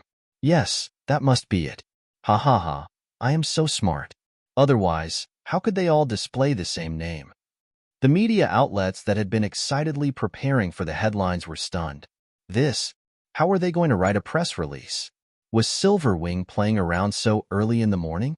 Qian Cheng, chief editor of Qian City's popular Prairie Fire, was tapping his fingers as he looked at the screen in silence. Boss, what do we do? Should we release one first? I think someone has already released one, a staff member beside him said. Qian Cheng looked at the information his staff had sent him. It was filled with all sorts of news from other Yenzhou media outlets. Regardless of whether it was true or not, it was all nonsense. There was doubt, ridicule, and conspiracy theories. They were ready to set the pace at a moment's notice. Wait a minute. Qian Cheng tossed the information aside. Their Prairie Fire was not like those short-sighted small media outlets. Even though they would spout nonsense at times, they had to make it attractive. He also knew that even more people were waiting for their report, so he definitely could not let this bomb that Silverwing had thrown get messy. 2 minutes later, Qian Cheng received 2 messages. A smile appeared on his serious face as he forwarded the 2 messages to his editor. You can send it now. In the outside world, many people were indeed jolted awake by Silverwing's news early in the morning. However, at this time, they still believed in Prairie Fire. While other small and medium media outlets were making a racket, Prairie Fire was still biding its time. Soon after, an official announcement was made that quoted Yinzhou Music Association Vice President Dina's new developments. The time Dina had posted this status update was exactly 2 minutes after Silverwing had dropped the bomb. Dina, when the second movement was released, I mentioned that there was a very good symphony mixer and electronic music arranger behind the scenes. Also, I didn't recognize the work of any of my peers. I was very curious and asked many people, but I couldn't get an answer. Until yesterday, when I learned the truth from Ming Tong. I always thought that the mixer and arranger behind the scenes were two seniors in the industry, but now it seems that not only are they the same person, but they are also a young man who graduated less than a year ago. The younger generation will surpass the older generation. The people who read the news were momentarily confused. What's going on? Dina wouldn't go so far as to use Silverwing to dupe people, right? Amid the heated discussion, Prairie Fire followed up with another quote. But this time, it was not Dina's status update, but Ming Tsong's. Ming Tsong posted a photo of him and Fang Zhao before he left Silverwing. Below the photo was a caption, I met my benefactor. Just as I said 2 days ago, he is indeed a surprising and admirable person. The person standing beside Ming Tsong in the photo is Fang Zhao? The Fang Zhao in the caption? That's him. I graduated in the same year as him. I can prove it. Prairie Fire's 2 consecutive pieces of news made many people hesitate. Both Dina and Ming Tsong had said so. As the 2 vice presidents of the Yinzhou Music Association and authoritative figures in the Yinzhou music industry, they wouldn't lie, right? Does that mean it's true? It really isn't a combination of people with the same name? Is Silverwing's virtual project producer really the Fang Zhao in the music video caption? Composing, arranging, mixing, consulting. I heard he was the one who finalized Polar Light's image, right? Wow, that's scary. Outsiders might have just joined in on the excitement and gossip, but after receiving confirmation from 2 authoritative figures in the music industry, they would only think, wow, this guy is really something. But people in the music industry were shaken. Because they knew how difficult it was, they found it hard to believe. Prairie Fire had previously speculated that Silverwing's project had to have a powerful and famous consulting team behind it, but now it seemed like they were wrong. Professor Bradley from Yinzhou University School of History, who specialized in the period of destruction, had been invited to critique the first movement of Prairie Fire, as well as researcher Koda from the Yinzhou Academy of Science, who studied mutated organisms during the period of destruction, had expressed their desire to discuss academia and life with this multitasking young consultant. Professionals in the music industry also found it hard to accept. The influence of the movement, it's as if he's really stepping into that era. That kind of strong foundation, is it possible for a young man who just graduated? It wasn't just the people who found it hard to believe. As early as the first movement, even head of Silverwing's arrangement department, Ye Erlin, thought Fang Zhao was a monster. Before recording, Fang Zhao had been studying the interesting electronic sounds and melodies of the new era. He had also studied all the human voices during the early stages of the recording. He wasn't familiar with the computer technology of the new era, so Fang Zhao had guided the electronic arrangers on how to make the virtual instruments produce the electronic sounds he wanted. Every movement had hundreds of tracks of virtual instruments and audio. Fang Zhao was a symphony mixer and electronic arranger, yet he had completed the movement perfectly. At the same time, Silverwing's former virtual project manager Glyphitz, who was recuperating in Jingyang, had fallen ill again. Reality was the best wake-up call. By the time Glyphitz learned the truth from an insider, he had already given up on the idea of returning to Silverwing. He had been trying to adjust his mindset, but when he saw the news and the truth, he was once again dealt a heavy blow.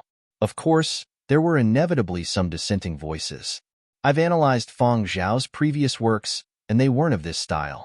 Therefore, I still have reservations about Feng Zhao's identity as the composer of the 100-year period of destruction.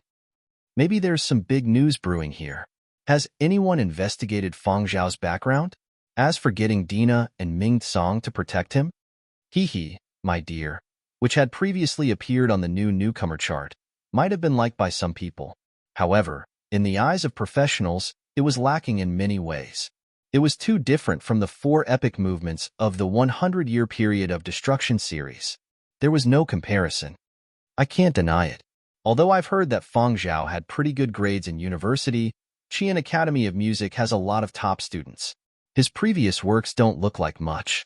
The students of the Qi, an Academy of Music, were quick to respond to these doubts.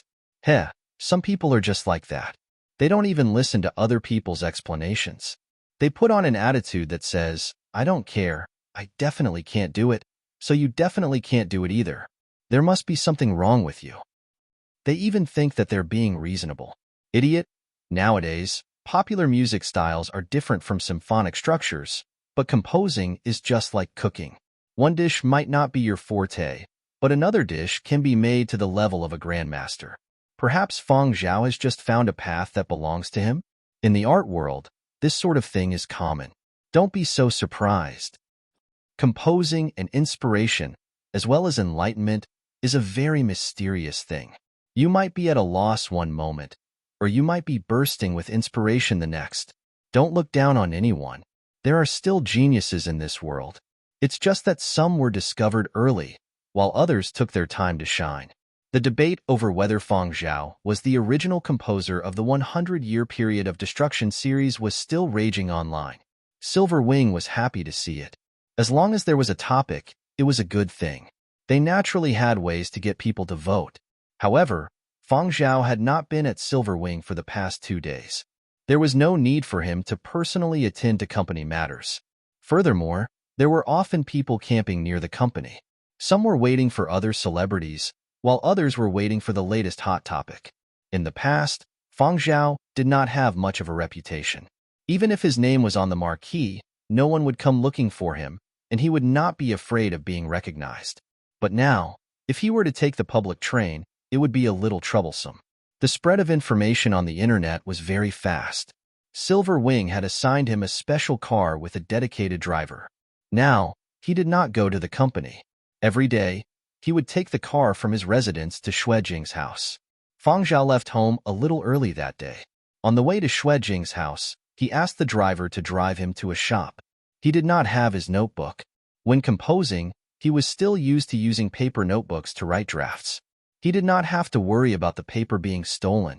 When he composed, he used a self-created password. Other than himself, no one could understand it. Xuejing introduced him to a shop that specialized in handwritten notebooks.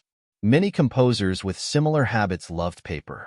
Although it was expensive, it was comfortable to use. Inside the antique shop, the middle-aged owner was humming a tune as he watched the latest entertainment news. When Feng Zhao entered the shop, the news just happened to have Feng Zhao's photo posted. It was a graduation photo from Qian Academy of Music. The owner glanced at Feng Zhao, then back at the person on the screen. He gave Feng Zhao a friendly smile. Welcome. There were too many people who came to the shop to purchase paper notebooks. Among them, there was no lack of great masters. Thus, when the owner saw Feng Zhao, he was momentarily surprised, but he quickly regained his composure. Feel free to look at any kind of notebook you like. There are samples and pins on the side. You can try them out yourself. Feng Zhao did not have strict requirements for paper. He selected a few that Xuejing had recommended, paid the bill, and left. However, he ran into some trouble as he left the shop. He had been blocked. Feng Zhao looked at the people surrounding him in silence. His first reaction had been to pull out his gun. Luckily, he had not sensed any killing intent and remembered that this was not the end of days, so he had endured it. Hello, I am an intern from the music section of Prairie Fire. Mr. Feng, may I know your opinion on the doubtful voices these past 2 days? Is there any other proof that you are the original composer of the 4 movements of the 100-year period of destruction? The person asking the question met Feng Zhao's emotionless eyes and stammered. Even though there was no obvious anger, The person could not help but feel diffident. His voice also stuttered to a halt. It was as if a gun had been pointed at his head. The person's hand on the car door trembled, but he retracted it under Feng Zhao's gaze. Feng Zhao stood in front of the car door and scanned the three people surrounding him. Two guys and a girl. They looked to be in their early 20s.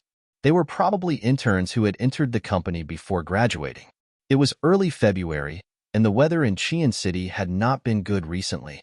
The temperature was low, and the wind was quite strong. The three of them did not have much insulation, and their noses and faces were red from the cold. The girl beside them even sniffled. Feng Zhao thought for a bit, then fished out a card and handed it to the person who had just asked the question. Take it back and film it. Remember to send it to Silver Wing after you finish. After saying this, Feng Zhao got into the car. The driver hurriedly drove off. He had not expected that there would be people waiting for Feng Zhao here. Feng Zhao was not a singer or movie star. Why was there already so many people watching him? After the car left, the three people blocking Feng Zhao at the entrance stamped their stiff feet and looked at the card Feng Zhao had left behind. Fuck. After seeing the picture on the card, the person's hand trembled and almost dropped the card. He hurriedly tightened his grip. Is this real? Fire. You're tuning in to the Romance Rendezvous YouTube channel. We're so grateful for your support, and don't forget to subscribe to join us on this incredible journey through captivating stories. Your generosity through donations truly makes a world of difference, as it's the primary source of revenue that allows me to expand and enhance this channel for you. Thank you from the bottom of my heart for being a part of this adventure.